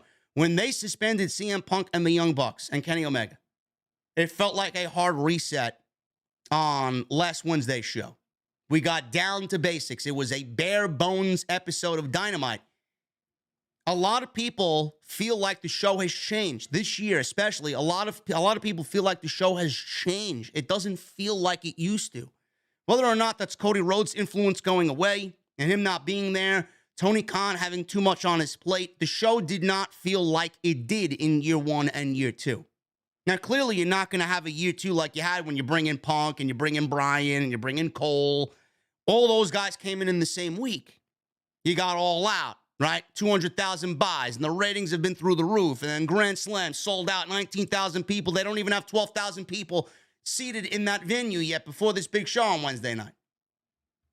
How many people stopped watching because of the feel that the shows did not feel like it did in year 1 and year 2? Last week's show and this week's show felt like what the show felt like in year 1 and year 2. How many people stopped watching or lost interest in the show because Tony Khan kept bringing in surprise after surprise after surprise, and he was filling the roster up with WWE guy, ex-WWE guy here, ex-WWE guy there? How many of you were turned off by that? It may be exciting for a week or two, but how many people in the long term were turned off by that and by those decisions being made and that talent being brought in? With every talent that was brought in, it felt like AEW was losing its presence. It felt like AEW was losing control of their mission statement. You're making this show the same way, WWE is. If I wanted to watch all these ex-WWE guys, I'd go watch WWE. I came to AEW to watch the Darby Allins and the Jungle Boys and the MJFs and all these Sammy Guevaras and everybody else. Luchasaurus, all these young guys, the Lucha Brothers, Pac, Orange Cassidy. I came to AEW to watch this new talent, not all this fucking ex-WWE talent. If I want that, I'll go watch over there. You said this was an alternative. Now, that doesn't really hold much, nowadays. That's not really what people are pushing. AEW is the alternative, not what Triple H running things. Triple H is going to book the same way that Tony Khan is booking or present a show similar to what AEW is doing. We've seen more wrestling on Monday night and Friday night than we have in the last fucking 5 to 10 years. So, how many people were turned off by that? I haven't been turned off. I think AEW on most weeks is a very good show, but it doesn't feel the same. And I don't know where they're going with Grand Slam, MJF, Moxley, Bryan. They need to get down to bare bones. AEW would actually be better, and they would do themselves better if they cut a lot of the fat off the roster. And we get a much more concise and rounded out show. They put too much emphasis on, quantity over quality. And this is why you have your Andrades saying something on social media about not being pushed, and Malachi being creatively dissatisfied, and Miro not getting on television, and Wardlow sitting around with a TNT title when he should be one of the guys that they build this fucking show around. So on and so forth. They would do themselves right if they trim some of the fat off that roster. And I don't know what's going to happen after Grand Slam, but I feel like if we get back to doing what brought them to the dance in year 1 and year 2, a lot of people will be happy and the viewership will continue to rise. So we will see what happens. CM Punk and the Elite. Apparently there's going to be a new development expected soon in regards to their suspensions. Wade Keller spoke on PWTorch.com about how AEW is not having some of their top names available because of the backstage fight and how they've basically been erased until the investigation is complete. Keller said that he's heard that we will be hearing something soon because the silence on the situation will break within the coming days. Keller said, and I quote, "I will say I'm expecting the silence to end soon as far as this goes, so keep your ears to the ground. And I will say there should be a breaking of the silence on this issue. I'll put it that way. Probably this week, but early this week, but I think most likely this coming week. No word on what this means in regards to the investigation and what's that about, or if it's going to reach its conclusion with several of the people who were involved in the fight. They've had their suspensions lifted, like a Brandon Cutler and a Christopher Daniels, like a Pat Buck. Guys like that had their suspensions lifted. So some progress clearly has been made. Depending on the results of the investigation, we could see some of those top guys back soon, like the Elite and Kenny Omega. In Punk's case, he's not coming back at all because he's out with 9 months of injury. So he tore his triceps. He's not going to be back. So whenever I hear a development on this story, I will be giving it to you immediately as it breaks. So keep an eye on the channel. Kenny Omega. Apparently, some of the AEW wrestlers in the locker room are upset with Kenny Omega's comments during the talent meeting. This is coming from Dave Meltzer, who wrote about this, and a story surfaced in regards to something that was said by Kenny Omega in the talent meeting. This was the talent meeting before the one that Jericho, Moxley, and Bryan led a couple of weeks ago. Meltzer said, Omega reportedly, Meltzer says, gave the locker room a pep talk with some words that were said to be construed as tough love by some, and others being irked by what was said. Omega reportedly said that he wouldn't have hired 8 out of every 10 people on the roster. Meltzer said that he absolutely said this, and one version of the story is that he was being comedic when he said it, and he was looking at Will Ospreay when he said it. Omega reportedly said that he was just messing with Ospreay when he did say this. Ospreay and Omega have gone back and forth on Twitter in recent months, and it's clear that they are working to build an eventual singles match. That's where Kenny Omega fucked up. You're holding this talent meeting, and you're going into business for yourself, saying something like that, and looking at Will Ospreay and egging on Will Ospreay for fucking storyline purposes between you and him. Meanwhile, this issue concerns the entire fucking locker room. Again, something that the EVP or one of the EVPs of the company should not be embroiled in. He should be conducting business like a fucking professional and someone with an EVP title. He shouldn't be going into business for himself and being comedic during a serious time where the locker room is in fucking shambles. This is why I said Omega and the Bucks should have their EVP titles taken away from them. If they're not going to be serious about being EVPs, then why the fuck are they EVPs? Tony Khan should put people that he trusts and know are going to handle the situation when this thing comes up again, like EVPs. You're a goddamn fucking EVP, but you're making comedic jokes in a fucking locker room meeting that is supposed to rile up the company and get people back on the same page, and you're doing nothing but dividing more. I don't get it. What a shit take by Kenny Omega. Now, again, if that is the case, a shit take, we don't know. Who was in the locker room? Meltzer's reporting as if he was in the fucking locker room. Nobody knows what was said in this meeting. Nobody. However, others took what Omega said as serious, and they were upset about it, and rightfully so, if he did say it. Others who were there said that what he said was totally misinterpreted and taken out of context. Meltzer added that Omega also said that the overall energy and locker room at the start of the company was more positive, perhaps in trying to create or recreate that time and place with the current roster. Well, you're not going to get there by saying that you'd fire 80% of the fucking locker room. Come on, man. Not a good look by Kenny Omega. So the Young Bucks, we got Kenny Omega out of the way. That's what he said. How are the Young Bucks viewed by talent and AEW staff after all this had happened at the All Out Media Scrum? Some news is expected, obviously, like I mentioned on the investigation, says Wade Keller. There are some Punk fans who have defended his actions at the media scrum, but per Wade Keller, there are more people who he has spoken to who have defended the Young Bucks over CM Punk.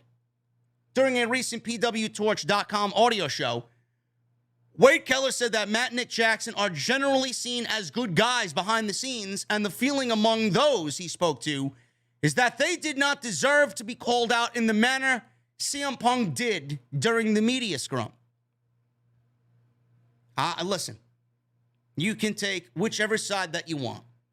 Punk can feel however, we went over this, but there is a time and a place to do it. And you're the world champion. You should not be getting into fucking situations where you're out there burying your locker room and then the EVPs getting involved. EVPs getting involved in fucking a brawl for all with the world champion because of things that were said. And Punk, you could look at his situation any which way you want. He can feel however he wants about Colt Cabana, but he made the entire media scrum and the entire night, which was a great night for AEW, about him and his fucking personal issues with Colt Cabana. Go take it up with somebody else. And Tony Khan, again, everybody's to blame here. The Bucks are to blame. Omega's to blame. Punk's to blame. Tony Khan is to blame. Adam Page, at some point in all of this, even though he wasn't there, is at partial to be blamed as well. He's partially to blame as well. For him going into business for himself and him doing what he's saying about the fucking, and just adding on, instead of communicating with Punk and going back and forth like men, they acted like school children. So, some people defended the Bucks over Punk. Matt Jackson and Nick Jackson are generally seen as good guys behind the scenes, and the feeling among those that he spoke to is that they did not deserve to be called out by CM Punk. The Bucks are not seen as abrasive personalities. They are passive-aggressive. There are some aspects of that, but they're not seen as assholes. People who don't like Punk have more negative things to say than people who don't like the Bucks have to say about them in terms of their characterization. The Bucks might rub people the wrong way or not be their type of people or whatever, but they're not jerks, and that took part, in this whole dynamic here. I think some people looked at Punk here and said, you might not like that they are not taking your advice, or you might think, oh, that comment didn't need to be made. It's hard for people to imagine Matt and Nick deserving that kind of call out publicly in a context that should have been about celebrating a world title win in a really good paper. See, again, Wade Keller even says it. Time and place for anything. He should have took it upon himself to talk about the pay-per-view and winning the world title and Jon Moxley and what it meant to win the title back in Chicago and all this other shit. And Tony Khan should have been facilitating all this, but he just sat there like a fucking geek. So, yes, obviously, looking at this, it's not difficult to pick the Bucks side. Just looking at it head on, it's not difficult to take the Bucks side over CM Punk's side. But everybody was in the wrong. None of this would have been a thing if you go back several weeks and the comments that were made on air by Paige and Punk that Tony Khan just allowed to have happen on television, none of this would have happened if there was communication between everybody. It would have never gotten to a point with CM Punk blasting everybody if there was communication before all of this even happened. Nick Houseman is to blame as well because he continued to push the narrative and ask fucking ridiculous questions. And you knew Punk is going to be petty about it. You knew he was going to be petty about it, asking about, oh, well, is it because of, CM Punk that Scott Colton was about to be, released or his contract was not going to be renewed? Is it because of CM Punk? As soon as CM Punk fixated himself on Nick Houseman, that was it. That was the fucking, the bell. That was the dinner bell for CM Punk. That was it. He's to blame as well. Everybody's to blame here. The Bucks, Omega, Ace Steel, Punk all remain suspended until the investigation is concluded. Everybody's to blame. You should not be taking sides in any of this. Things could have been done better. But there's no reason to take anybody's side. Everybody's to fight. Everybody's a fucking asshole. Everybody was unprofessional. There should be nobody taking sides. Nobody.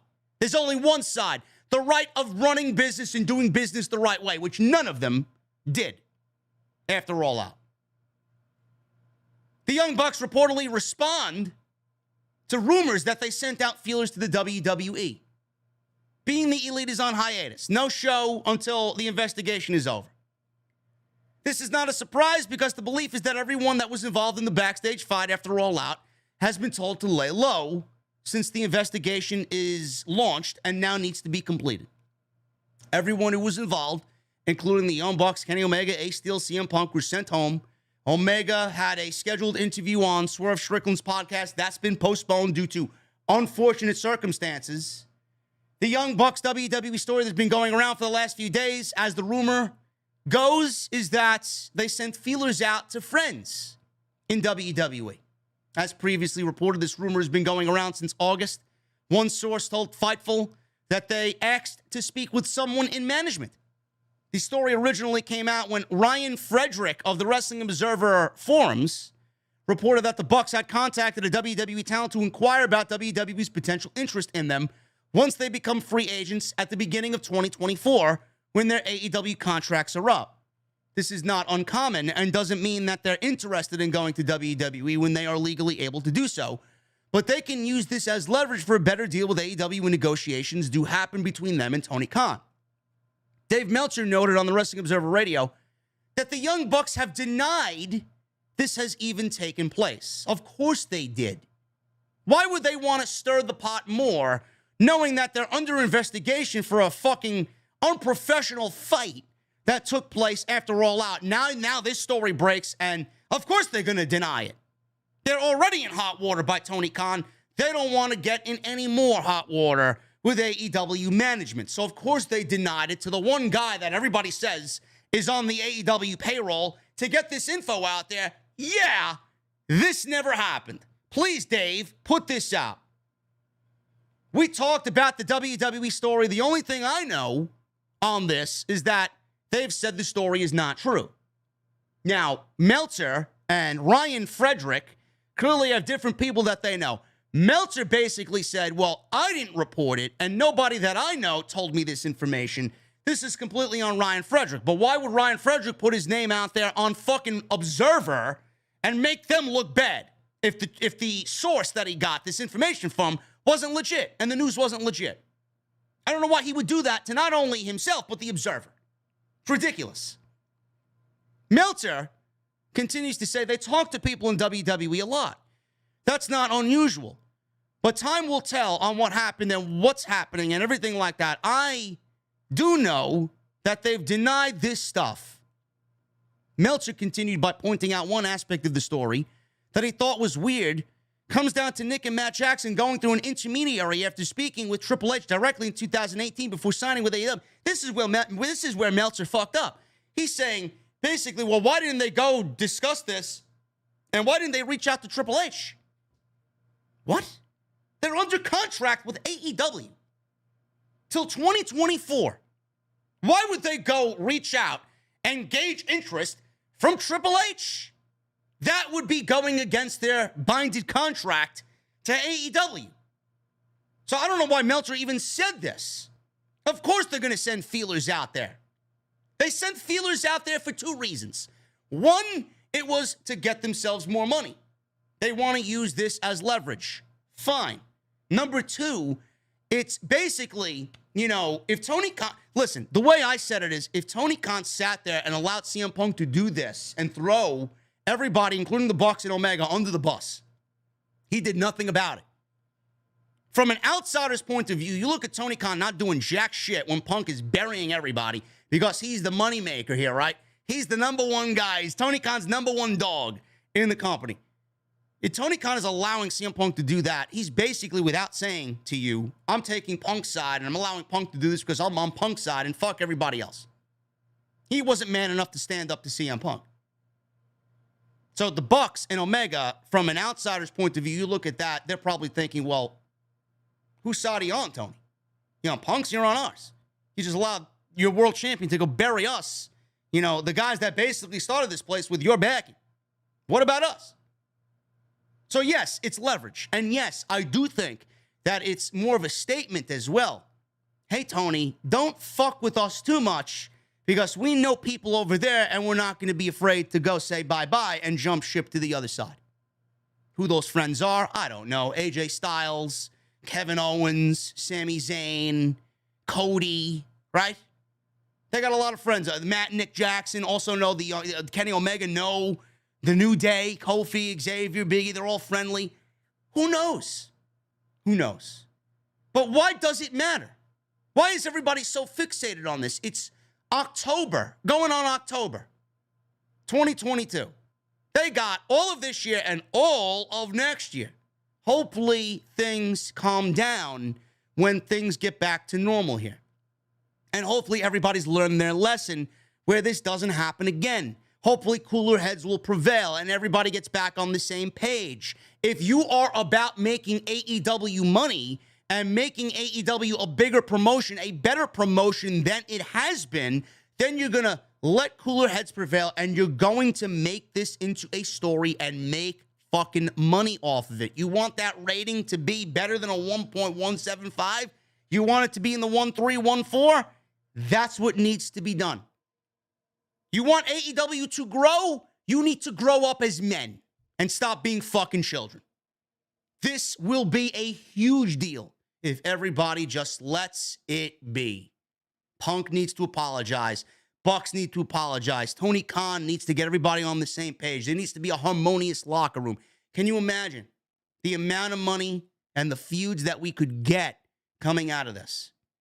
The one person I feel sorry for is MJF. Not once, but twice he got fucked over. A lot of people say, oh, well, he did it to Wardlow. But I mean, Punk was a detriment to a lot of people. And it's not a good look on him being a locker room leader and the reason why he was brought in here. The reason why he was brought in here was to make AEW better. Not fucking take AEW down to a point where people are fucking frustrated with it and now we're going to jump back to WWE side. Details on several all-out suspensions coming out of the media scrum. We talked about this. They have been unsuspended. Their suspensions have been lifted. Pat Buck returned from suspension. He was backstage at Dynamite on Wednesday. We got Christopher Daniels. He was previously announced for some All Japan Pro Wrestling shows over the weekend. He was not at Dynamite's taping, but he has been unsuspended as well.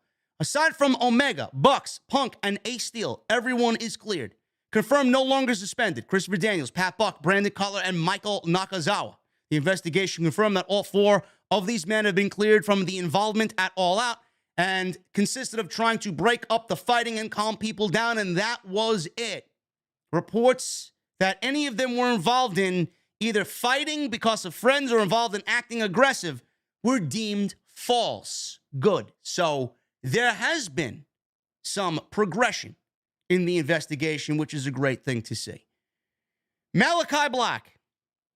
Let's shift gears to Malachi Black. Malachi Black speaks out for the first time being released from AEW, a conditional release from AEW. Malachi Black gave an emotional speech following a match at Prestige Wrestling's Perseverance event on Saturday night in Pomona, California. The report first came that Malachi, AEW talent, believes that Black has been released from his contract. Then it was reported that he was given his conditional release from the company. This came first reported by Raj Giri of Wrestling Inc. His last AEW match was at All Out when the House of Black lost to Sting, Miro, and Darby Allin, and he was pinned by Darby Allin in the match. Following the match, Black took a bow, blew a kiss to the fans, and this led speculation that Black was saying goodbye to AEW. Earlier this month, Black was pulled from a Northeast wrestling event due to health issues. Black noted in his speech that he's looking to recalibrate himself at this time. And he says this, and I quote, and then he goes on social media and gives an even more in-depth response to what is going on with him. He says this at the live event. Look, on a real note, I understand that you all have questions. What I'm doing, where I'm going. Look, on a serious note, in due time, I will answer the majority of these questions. However, for the last 22 years of my life, I've never not once taken a step back and recalibrated my life. I took a chance to kind of look back at the stuff that I've done in the ring, but also the stuff outside the ring.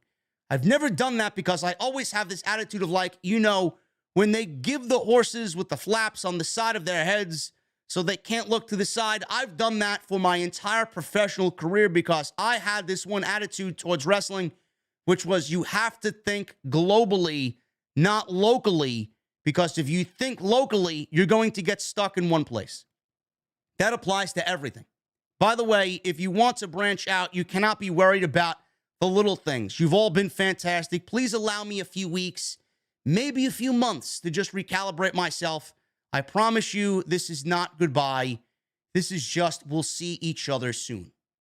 And then he puts out a longer statement on social media. This actually happened tonight. He addressed rumors about his health, his marriage, and his AEW release. Firstly, thank you for all the messages. Know they are being read and appreciated. With all of the turmoil going on in the landscape of professional wrestling, you know, I took time to think of my words, but also needed to wait until conversations between mine and AEW's camp had come to a conclusion. Firstly, dislike reading parts of my private conversations between myself and AEW in regards to my mental health and mental well-being on the internet. These conversations were private and not meant to be shared with the public. As by now, most people realize I am a very private person and do not feel the need to have stuff like this out on the internet. If you've been following me longer than a cup of coffee, you're aware I've spoken about them prior, but would like to be the one deciding when this finds its way to the public and not through someone else's mouth. As with anything, through the lips of someone else, the story gets distorted. Secondly, with a line, or to be in line with the above, they also need context. I did indeed ask for my release. The last 2 years of my life have lended to a lot of setbacks. Both me and my wife have been affected by uncontrollable actions from the outside that resulted in loss of life, medical setbacks, career jeopardizing, the suicide of a close friend, and a close family member almost losing their life, then experience an injury, which I was sure was the end of my career. I spend every week going through several sessions of rehab, dry needling, and therapy just to be able to walk and compete. Now, this being the tip of the iceberg, and with the combination of the promises in my professional field that were not upheld which resulted as a combination of all these to a complete demoralization of life and career, this decision has been in my mind for the past 6 months. It's hard to really put a finger and say, this was the moment it all went wrong. But can you tell after so many years that you've learned from a rational point of view to see when I need to hit the brakes, which is what this is? Perhaps once my mind settles on certain things and processes the last 2 years a bit better, we'll convey via a different platform than written out what the exacts were that happened and have a more informed conversation about them. For now, know that I am good. And I am taking, for the first time in 22 years, a few months to recalibrate the last 2 decades of my life. Lastly, I've read a few narratives online in regards to my release, mental health, and my personal life that I can summarize swiftly. If it did not come from me, it did not happen. Stuff about conditional releases, stuff in my marriage, or using said mental health to leverage the other when, as said before, that part wasn't even going to be part of the public conversation are false. My marriage is fine. I am fine. It is just time to make sure those things stay that way. Once again, appreciate your support, and we will see each other soon enough. Malachi Black. I'm just going to get the joke out there before we get into, basically, I don't really have anything else to add on top of this. That's what he wanted to put out. That's what he wanted to put out. I'm going to make a joke. Tommy, we'll see you at the Royal Rumble. We'll see you in the Royal Rumble, bro. Again, we don't know how the release happened, what was said between AEW and Malachi. We don't know how long the conditional release are, what the conditional release entails. We don't know. None of our business. None of our business. We are fans, so we as fans need to stay in our lane. This is between him and management and him and his family. Whatever is best for him, he's going to go and do. A decision was made that this was the first time in 22 years that he's taking a step back to recalibrate his life. And he is owed that. He's given his body and his life to this business. And for him to walk away knowing that was a difficult decision, knowing that in this business you walk away, someone else is chomping at the bit to take your spot. But is it worth your mental health and your demoralization of everything he talked about? Is it worth it? Everybody needs a recalibration at some point in their life. Everybody. People take extended breaks away from social media because of this reason and reason alone. A demoralization of their character, feeling depressed and whatnot. It's great to just take a step back from everything. It's great to just go on vacation and take you time and then get back at it when you've refreshed and relaxed. That's what he's doing. I can't imagine how you're on the road every single day, every single year for 22 years, and you got loss of life happening around you from family and close personal friends, and, you go up and down as far as the mental health thing, and you're married, and you never get to see your partner. All of this weighs heavy over the last 22 years. And then you mix in, he's got this great new beginning in AEW after being demoralized in WWE with Vince McMahon running the show. He gets to AEW and really nothing has changed for him. And the promises that he said, professionally, promises were made that weren't upkept. They weren't kept. Tony Khan basically promised him promises in my professional field that were not upheld, which resulted in a combination of all these to a complete demoralization of life and career.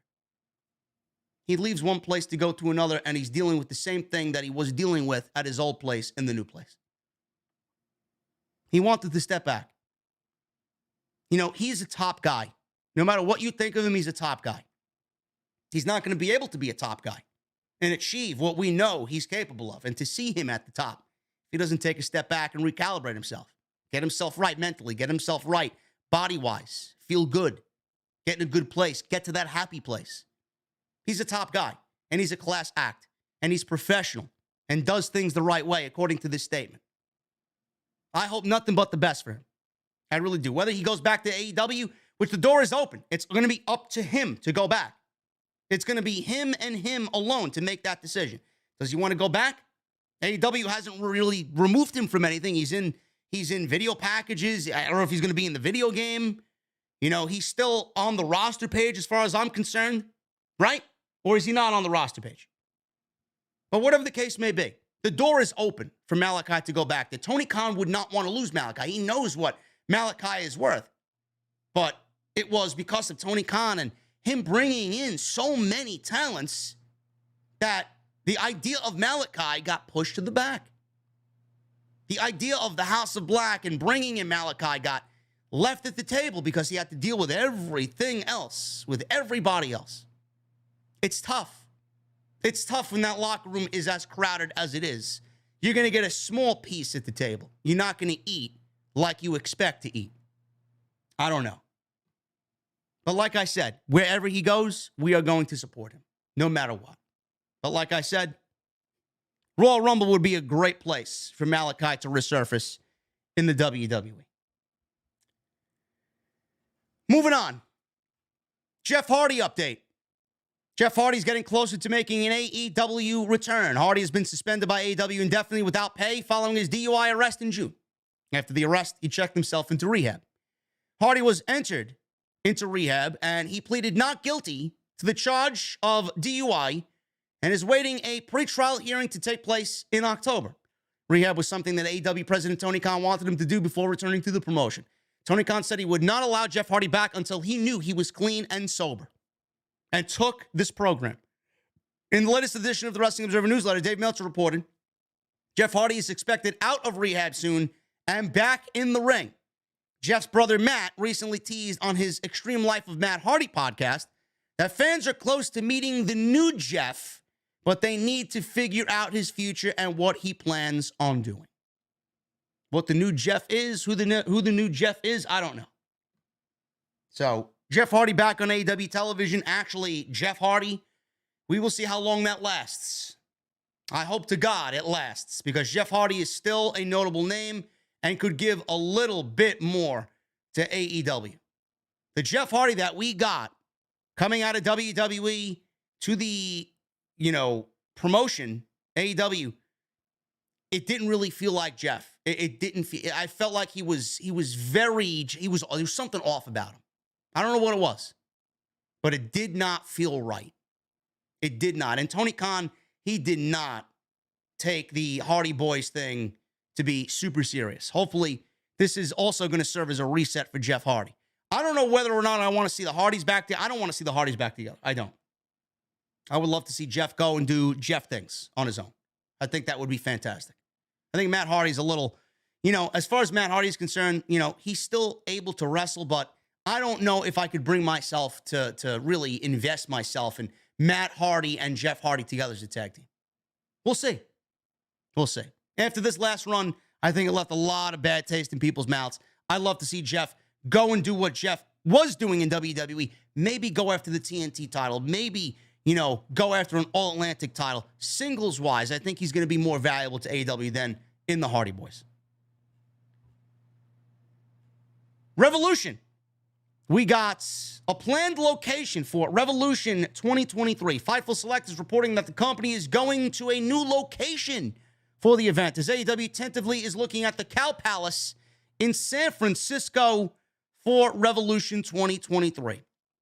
The show usually happens in February or March, but an exact date has yet to be determined at this juncture. This will mark the first wrestling show from the Cow Palace since New Japan Pro Wrestling did the G1 there in 2019, while WWE hasn't booked a show at the venue in over 10 years, and it's been 15 years since they've held television there. Until AEW announces the location, it is not official, as pay-per-view venues can change, such as Full Gear did last year, and this year's Money in the Bank, and also Impact's Bound for Glory. AEW will hold its next event, Full Gear, on November 19th. California, man, the only thing I'll say about this is I'm glad it's not Chicago. I'm glad to see AEW branching out and doing things outside of their comfort zone. They need to get out there and experience different places. I think the reception would be great, and there should be no more fear about running a California or a Seattle or somewhere else that is a major city that they haven't ventured off to yet. Tired of the same old shit. It's always Chicago. Always. Or Jacksonville. Let's get out there and start getting the brand into different markets. I think it'll do them good. And finally, guys, the Roman Reigns title situation on SmackDown is a little bit more complex than people want it to be going into WrestleMania next year. WrestleVotes reported this week that the situation involving Reigns being the top champion is said to be complex. The situation with the world titles and Roman Reigns is complex, according to sources. They would like to go into Mania season and WrestleMania itself with two champions. But they also don't want Reigns losing at all. I'm told Triple H and company are open to all things creatively here. Reigns retained the undisputed Universal Championship over Drew McIntyre at Clash of the Castle, and Reigns is not scheduled to work Extreme Rules on October 8th. The next time he's defending that title will be against Logan Paul at Crown Jewel in Saudi Arabia on November 5th. WrestlingNews.co previously reported that there are still no plans for him to lose the title this year. The plan when he won the Universal title in 2020 was for him to be the champion when he eventually wrestled The Rock. One source familiar with the creative process told WrestlingNews.co that Triple H is moving forward with the original plans for Reigns, and the idea is still for Reigns to walk into WrestleMania as champion in Los Angeles. First of all, the Logan Paul situation, the fan backlash is hilarious because it really goes in line with what I said on Friday night. A lot of people look at it as a joke. Now, granted, Logan Paul and Roman Reigns happening in Saudi and it being over there for Crown Jewel, this is what people are really using as an excuse. Why are you complaining about it? It's happening during a show that nobody really gives a shit about. Well, clearly WWE doesn't think of it that way. They're booking a lot and putting a lot of effort and resources into this Logan Paul versus Roman Reigns match. I mean, just look at the fucking press conference they did in Las Vegas for this shit. It was a complete event and spectacle all to itself. So for the people that are saying, oh yeah, it's happening at Crown Jewel, it's a nothing event that nobody gives a shit about, you're a complete fucking idiot. Of course they give a shit about it. WWE gives a shit about it. If they're wasting valuable TV time to sell this story and build a fucking angle on SmackDown, why is it a nothing show? It's a nothing show, but you have no problem with WWE wasting our time to build this over the next 6 or 7 weeks going into Crown Jewel, right? So I don't believe that as an excuse. The other excuse is, oh, Roman Reigns has no opponents. I don't know what the fuck you're watching, but clearly you're not paying close enough attention to the actual product. They have opponents. They just don't give a shit when it comes to Roman Reigns in the title run. I said this on Friday. For anybody that says Roman Reigns doesn't have opponents, you're not looking hard enough. Open your fucking eyes. Oh, you don't want to waste any of those guys on Roman Reigns now. Why don't we save them? For what? Save them from an inevitable loss? Logan Paul can take a loss, but Bobby Lashley can't take a loss, or Kevin Owens can't take a loss, or AJ Styles can't take a loss, or Braun Strowman can't take a loss? The fuck are you talking about? Roman Reigns is not losing at all until he loses a championship or the championships. He's got no shortage of opponents at all. Everybody's like, he's got no opponents. Bobby Lashley absolutely could be a top-tier opponent for Roman Reigns. Big enough to sell out Riyadh, Saudi Arabia. Braun Strowman. Braun Strowman's best matches in his entire life came via a Roman Reigns feud. Why can't we do that again? You mean Braun Strowman's going to be back in the WWE to do what? What is he doing now? What are you bringing him back for? He ain't back here to win world championships, I'll tell you that right now. Braun Strowman is back and should be back to put other talent over. And he plays into Roman's past, so why not? Why not? AJ Styles. I mean, even if it's a one-off, I'd love to see AJ Styles and Roman Reigns. The matches that they had were fantastic. What about Kevin Owens? They've been teasing Kevin Owens and Roman Reigns. Whether or not that happens in Saudi or Survivor Series or Royal Rumble, whatever the case may be, it doesn't matter. It doesn't matter. It's going to be part of a bigger storyline because Kevin Owens and Sami Zayn more than likely will win those tag team titles away from the Usos. That's the story. Not Kevin Owens and Roman Reigns. Kevin Owens continues to say, Roman Reigns owes me one. So where is it? What does he own? Championship match. Seth Rollins is another one. Seth Rollins and Roman Reigns, not big enough to sell out Saudi Arabia Crown Jewel. Now, I get you don't want to do that match now. You don't want to rush that match now. But I don't want to hear Roman Reigns has a shortage of fucking opponents. I get why they're doing Logan Paul. I get why they're doing Logan Paul. I do. This is WWE. I don't know how much money they signed him to. But clearly they want to get as much out of him in the time that they have him. And they're not going to rinky-dink around by putting in matches with The Miz and this and that. They want to get the most bang for their buck. They want to tap into that fucking social media presence that he has on Twitter, on Instagram, on TikTok. They want to tap into the shit that he's doing on his podcast and in his professional life away from WWE. I get it. That doesn't make it right. That doesn't make it must-see. There's a lot of this shit sucks or this shit doesn't make sense. There's fan backlash because of this. Yes. And you should expect fan backlash. What we got from SmackDown was Logan Paul coming out, babyface, and the fans not believing a fucking word that he said. As soon as he said, you know, what if I challenge Roman Reigns for the world title? As soon as those words came out of his mouth, the entire segment went downhill like a fucking airplane hitting the goddamn ground. It bombed. Nobody believes at all Logan Paul stands a chance against Roman Reigns. They'll make you believe. I'm sure it'll be entertaining. I'll be on here November 5th when we finish watching the show and we're live on YouTube. I'll probably tell you right then and there, it was an entertaining match. It doesn't make it any more sense, but it was an entertaining match. Yes, it's Saudi Arabia. They don't give a fuck. That's what they want over there. Fine. But it's going to be something that people look back on as far as his title reign, and they are going to attribute this as a joke. You have all these people on the main roster, and Logan Paul wrestled twice, once in a tag team match at WrestleMania, and then one singles match in his entire WWE career against the fucking Miz, and he's getting a world championship match. Why? Meanwhile, you have all these accomplished fucking professionals on the roster who have yet another opportunity taken away from them because of a fucking celebrity coming on in and being treated better than them. And he's not even in the business of pro wrestling. He's not. He's a fucking YouTuber. Coming on in, getting better opportunities than everybody that's there on a full-fledged schedule. That's why people are upset about it. People are already chiming in. I thought Triple H was going to change WWE for the better. Sounds like Vince McMahon. Looks like Vince McMahon is booking this show. That's what it feels like. But it's also Saudi Arabia, and you expect this with these shows. We get it. It doesn't mean it makes sense.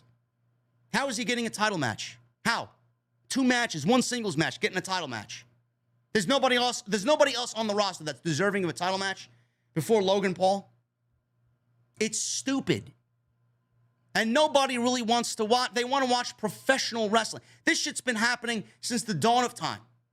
WrestleMania 1 was built around Hulk Hogan and Mr. fucking T. I get it. But that doesn't mean we have to go back to 1983 to do the fucking shit that we did then in 2022. It sucks. It sucks. And it's a bad look. And the fact that they're trying to parade this guy out there as a babyface. I mean, you may actually, Roman says he would never want to go back and be a babyface, but you're actively going to turn Roman Reigns here in the States into a babyface going up against Logan. Logan Paul, theoretically, is a babyface. He's going to end up being heel. Nobody's going to believe a fucking word out of his mouth. They're going to actively turn Roman Reigns into a babyface because of this feud. Mark my words. That's what you'll see. It will be different over there. Everybody's going to love Roman over there. Roman is a beloved fucking athlete all across the world. He's going to get his cheers. He's going to get his boos. But Logan Paul's going to get cheered as well. So it may be different there compared to here. They love everything over there. You can't do no wrong over there, man. Forget about it. They love everybody over there. They never get something like this. Twice a year now. since WWE's been going over there. Twice a year they got this shit. They love it. But that doesn't make it right. Doesn't make it right. I don't want to hear these excuses. Stop giving me these excuses. WWE's ratings are going to be up. Social media presence is going to be up. I don't give a fuck. You as a fan should not care about the analytics side of WWE. I don't give a fuck what their TikTok numbers are. I don't give a shit what their YouTube numbers are, or what their Instagram numbers are, or what their fucking likes are, all this shit. I don't care. And neither what their stocks are, I don't care. And neither should you. And you got people out there parading around thinking that this is the most important. Gotta look at the WWE business side. No. No. You're a fan. You're a fan. Unless you have majority share in the stock, shut the fuck up. Seriously. It doesn't make it right. They could do better. And what they did here is embarrassing. It really is. It's just a bad look. Publicity's great. Spotlight's great. It'll be picked up by TMZ and fucking E! Network and all this other shit. ESPN, whatever. I don't give a shit. It looks ridiculous. It does.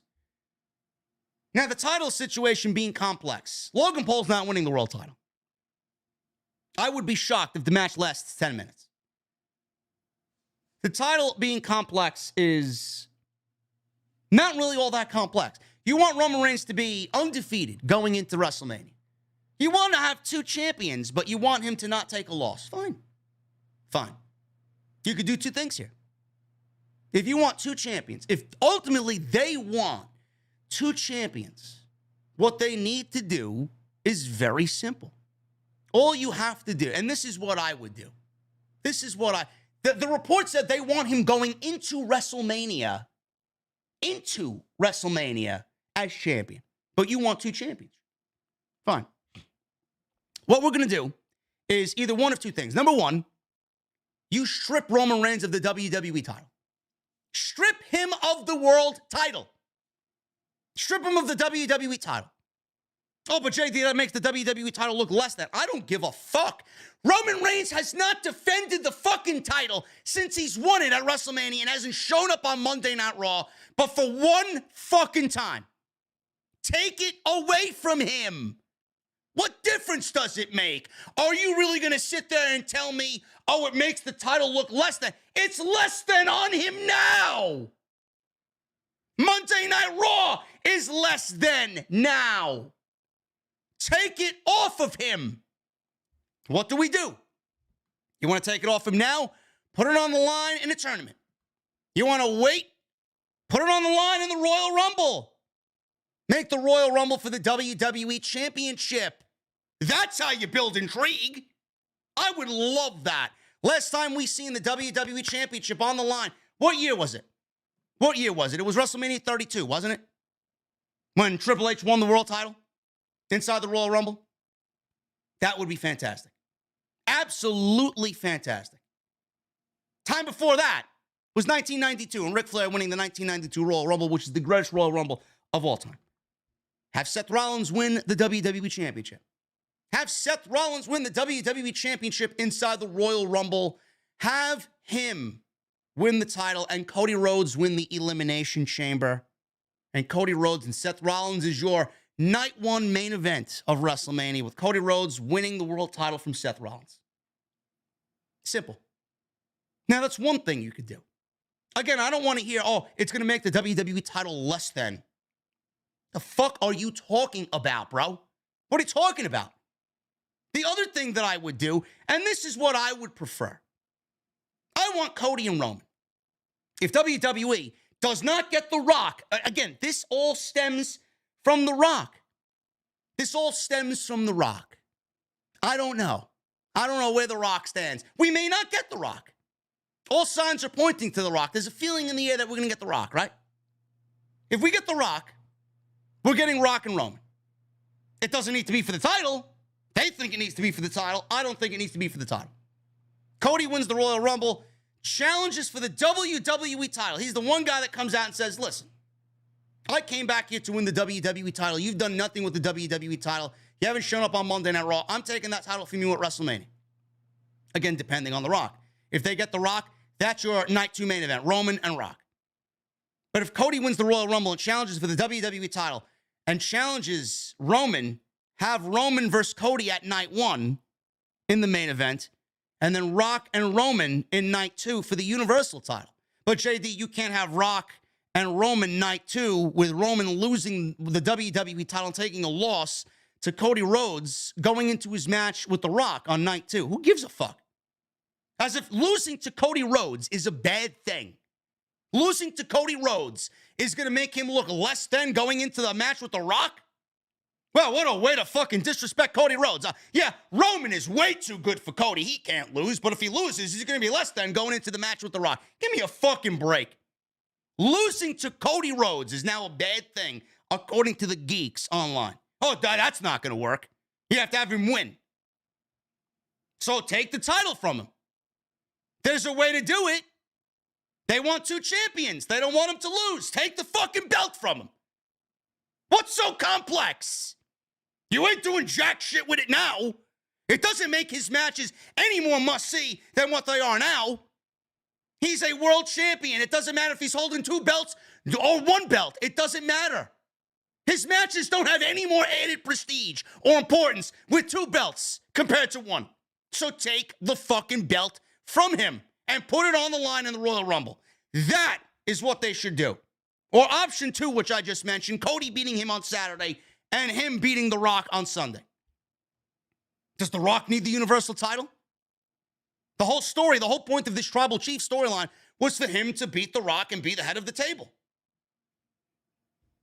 Then he can continue holding the Universal Championship if you want. Have him hold that belt for 1,500 days. I don't give a fuck.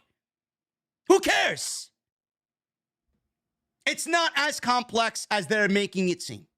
The answer is very simple. And if you just think about it for a second, the answer is right there. That is all I got, guys. That is all I got. We're going to go over the Super Chats in just a second, man. We got 7 new members tonight. We got 7 new members tonight, man. I appreciate you guys very, very much. Follow me on social media at JDfromNY206. That's Twitter, Instagram, TikTok, and Cameo. Hit that thumbs up. I see 940 likes, 2,200 people in the venue, man. I need 1,000 likes minimum tonight on OTS. Tonight's show sponsored by my great friends over at Blue Chew. BlueChew.com. Code JD at checkout. You guys are going to get yourself a free sample of their service by using that coupon code at checkout. Confidence can take you guys far in life, man. It also can help in the bedroom, especially when it comes to stepping up to the plate. That's where Blue Chew gets involved, man. Blue Chew is a unique online service that delivers the same active ingredients as Viagra and Cialis, but in chewable tablets, and it comes at a fraction of the cost. You guys can take them anytime, day or night, so you guys can plan ahead and be ready whenever that opportunity arises. Sign up at BlueChew.com. Consult with one of their licensed online medical providers, and once you are approved, you're going to receive your prescription within days. And the best part is it's all done online. No visits to the doctor's office, no waiting in line, no awkward conversations. And Blue Chew's tablets are made in the USA, and they are prepared and shipped directly to you in a very discreet package. Guys, I always talk about first impressions, man. You know, first impressions are very important. You only get one. But what about lasting impressions? Not only are you going to have a good first impression, but you're going to have a lasting impression that's going to lead to more and more and more of that confidence. So if you guys can benefit from that extra confidence, why not give Blue Chew a try, man? That's BlueChew.com, code JD at checkout. Make sure you guys go to their website for all the details and important safety information. That's BlueChew.com, code JD at checkout. And I want to thank them for once again sponsoring the podcast right here for episode 444 of OTS. Let's start at the top, man. We got Lord Jay Coyle. Oh, my goodness. I wonder if Jay Coyle actually got himself an established title. Which days will you be in Ireland, and will there be a meet and greet? Hoping I can make it over there. I don't know yet, bro. I don't know if there'll be a meet and greet yet. I'll be there the middle of October. I will let you guys know. I don't know if that's going to be a good place to do a meet and greet, man. I don't know how many fans I have from Ireland. I really don't. We will see. Do I have a cat? Oh, yes, I have a cat on there. I was like, what the fuck is underneath me?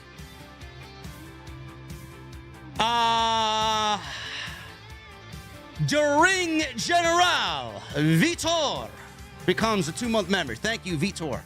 JD, thank you for your incredible updates almost every day. I go to work every day listening to the podcast. Much love and respect from Portugal. Thank you, Vitor. Ali with a 2-month membership. Thank you guys for the recommitment, man. JD, I just want to say that you're my favorite YouTuber. I always enjoy listening to your off the script. It makes my day better when I struggle at work. Thank you, Ali. I appreciate you finding some normalcy and some peace in the podcast, bro. Happy to hear it. Luke Mamo.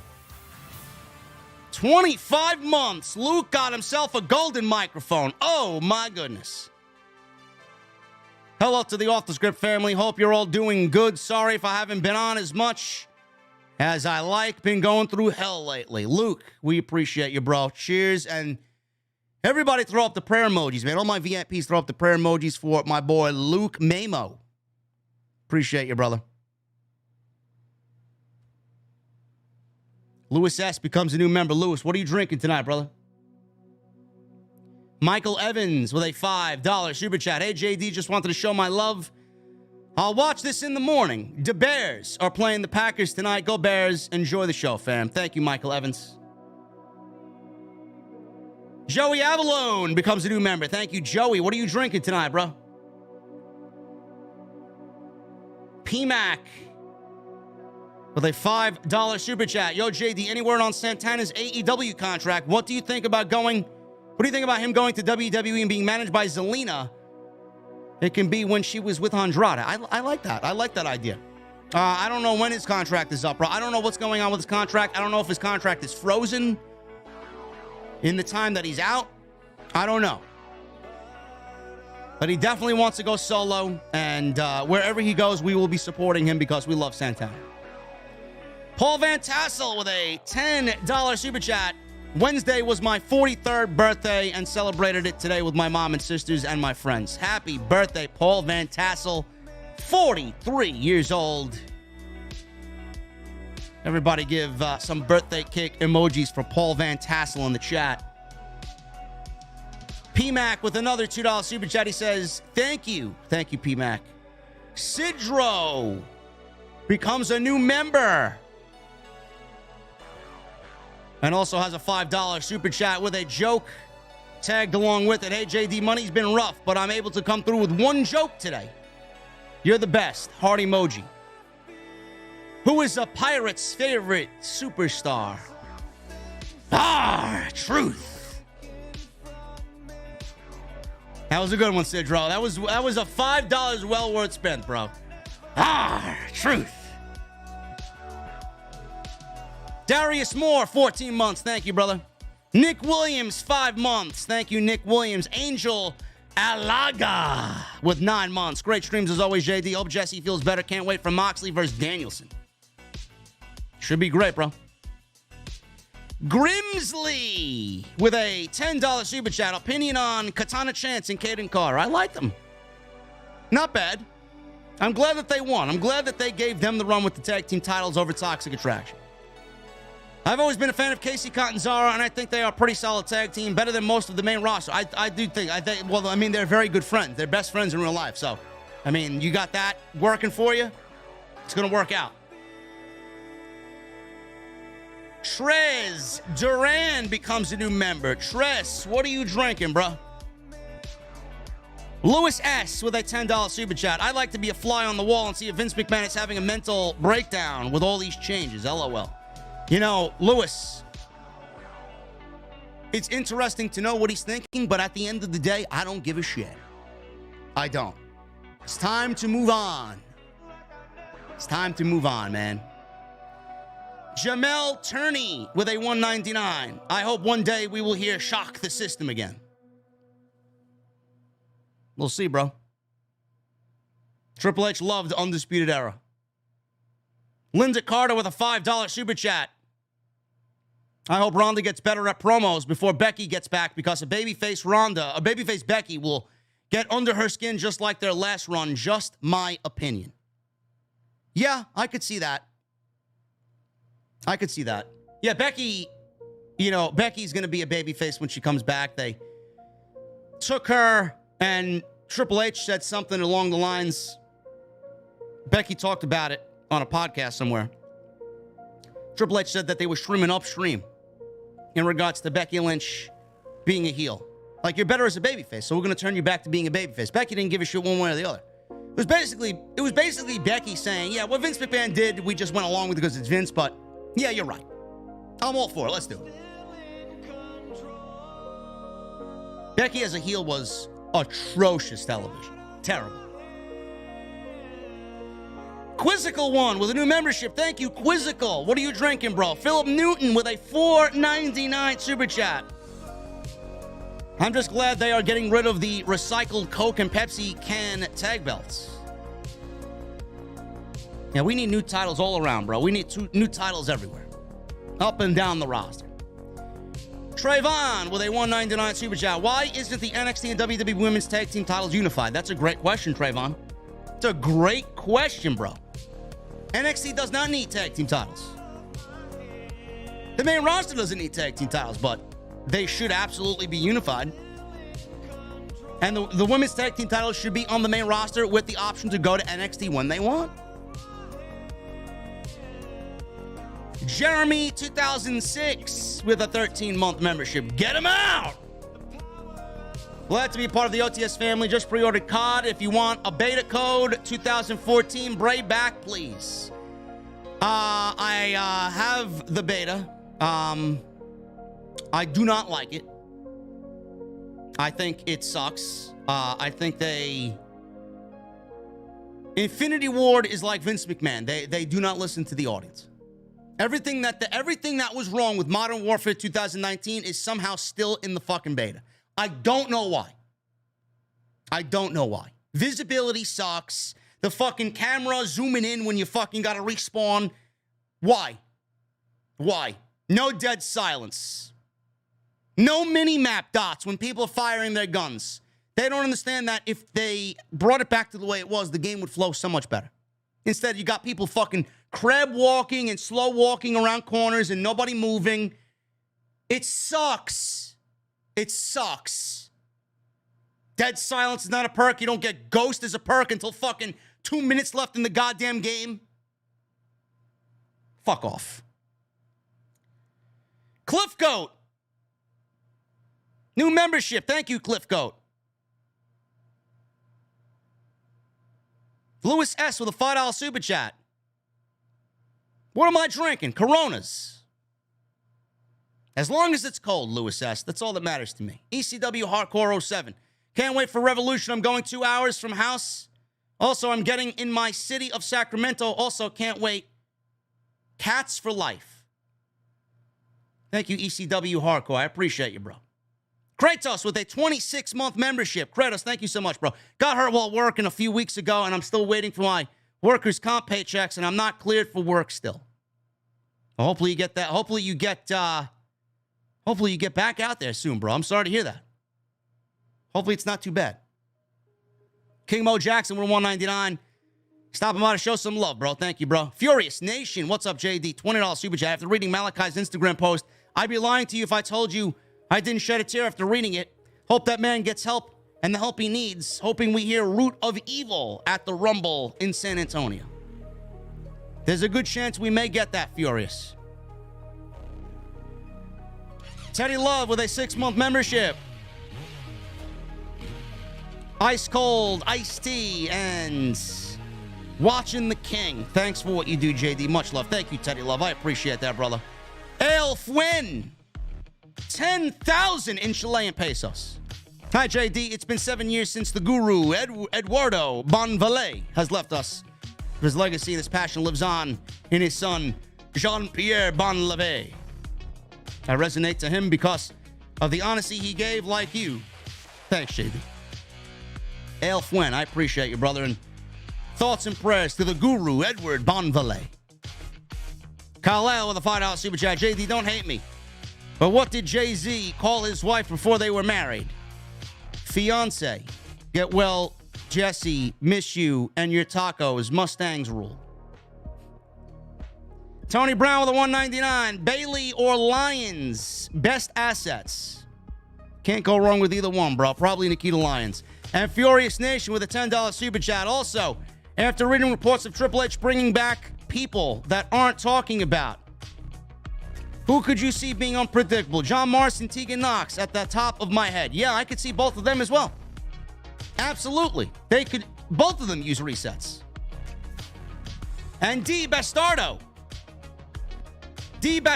with a $5 super chat. Wrestling creators, stop lazy booking and handing out title shots. Number one contender matches. Go to work and build interest in these divisions or get the fuck out. You ain't wrong there, bro. You ain't wrong there, bro. And yes, Furious, I forgot about Tegan Knox. I'm thinking about Tegan Knox right now. That's a good one, bro. I don't know how that one slipped my mind. But that's what we got you for, bro. Tegan Knox would be great in the women's division, as long as she can stay healthy. Guys, what a show. Thank you so much for a great podcast tonight. I love you guys. Isaac Smith with a 5. You're ruining my flow, bro. Thank you. Easy A with a $4.99 super chat. Isaac Smith. Solo Sikoa delivering the spinning Uranage is a thing of beauty. My favorite in the bloodline. It's a great move, bro. All the simps punched in the air right now after Mandy Rose gets engaged. You rock as always, JD. Get him out with a $4.99 super chat. And D Bastardo with a $2 super chat. Wednesday, if you come in late, I'm going to yell, get the fuck out. No, I'm not coming in late, bro. Guys, thank you so much, man. Hit that thumbs up. Thank you for the memberships. Thank you for the super chats. And I'll see you guys tomorrow for Raw with another great week of content right here on Off the Script. I'll see you guys later, man. Thank you for everything tonight. Enjoy your Sundays, and I'll see you Monday for Raw.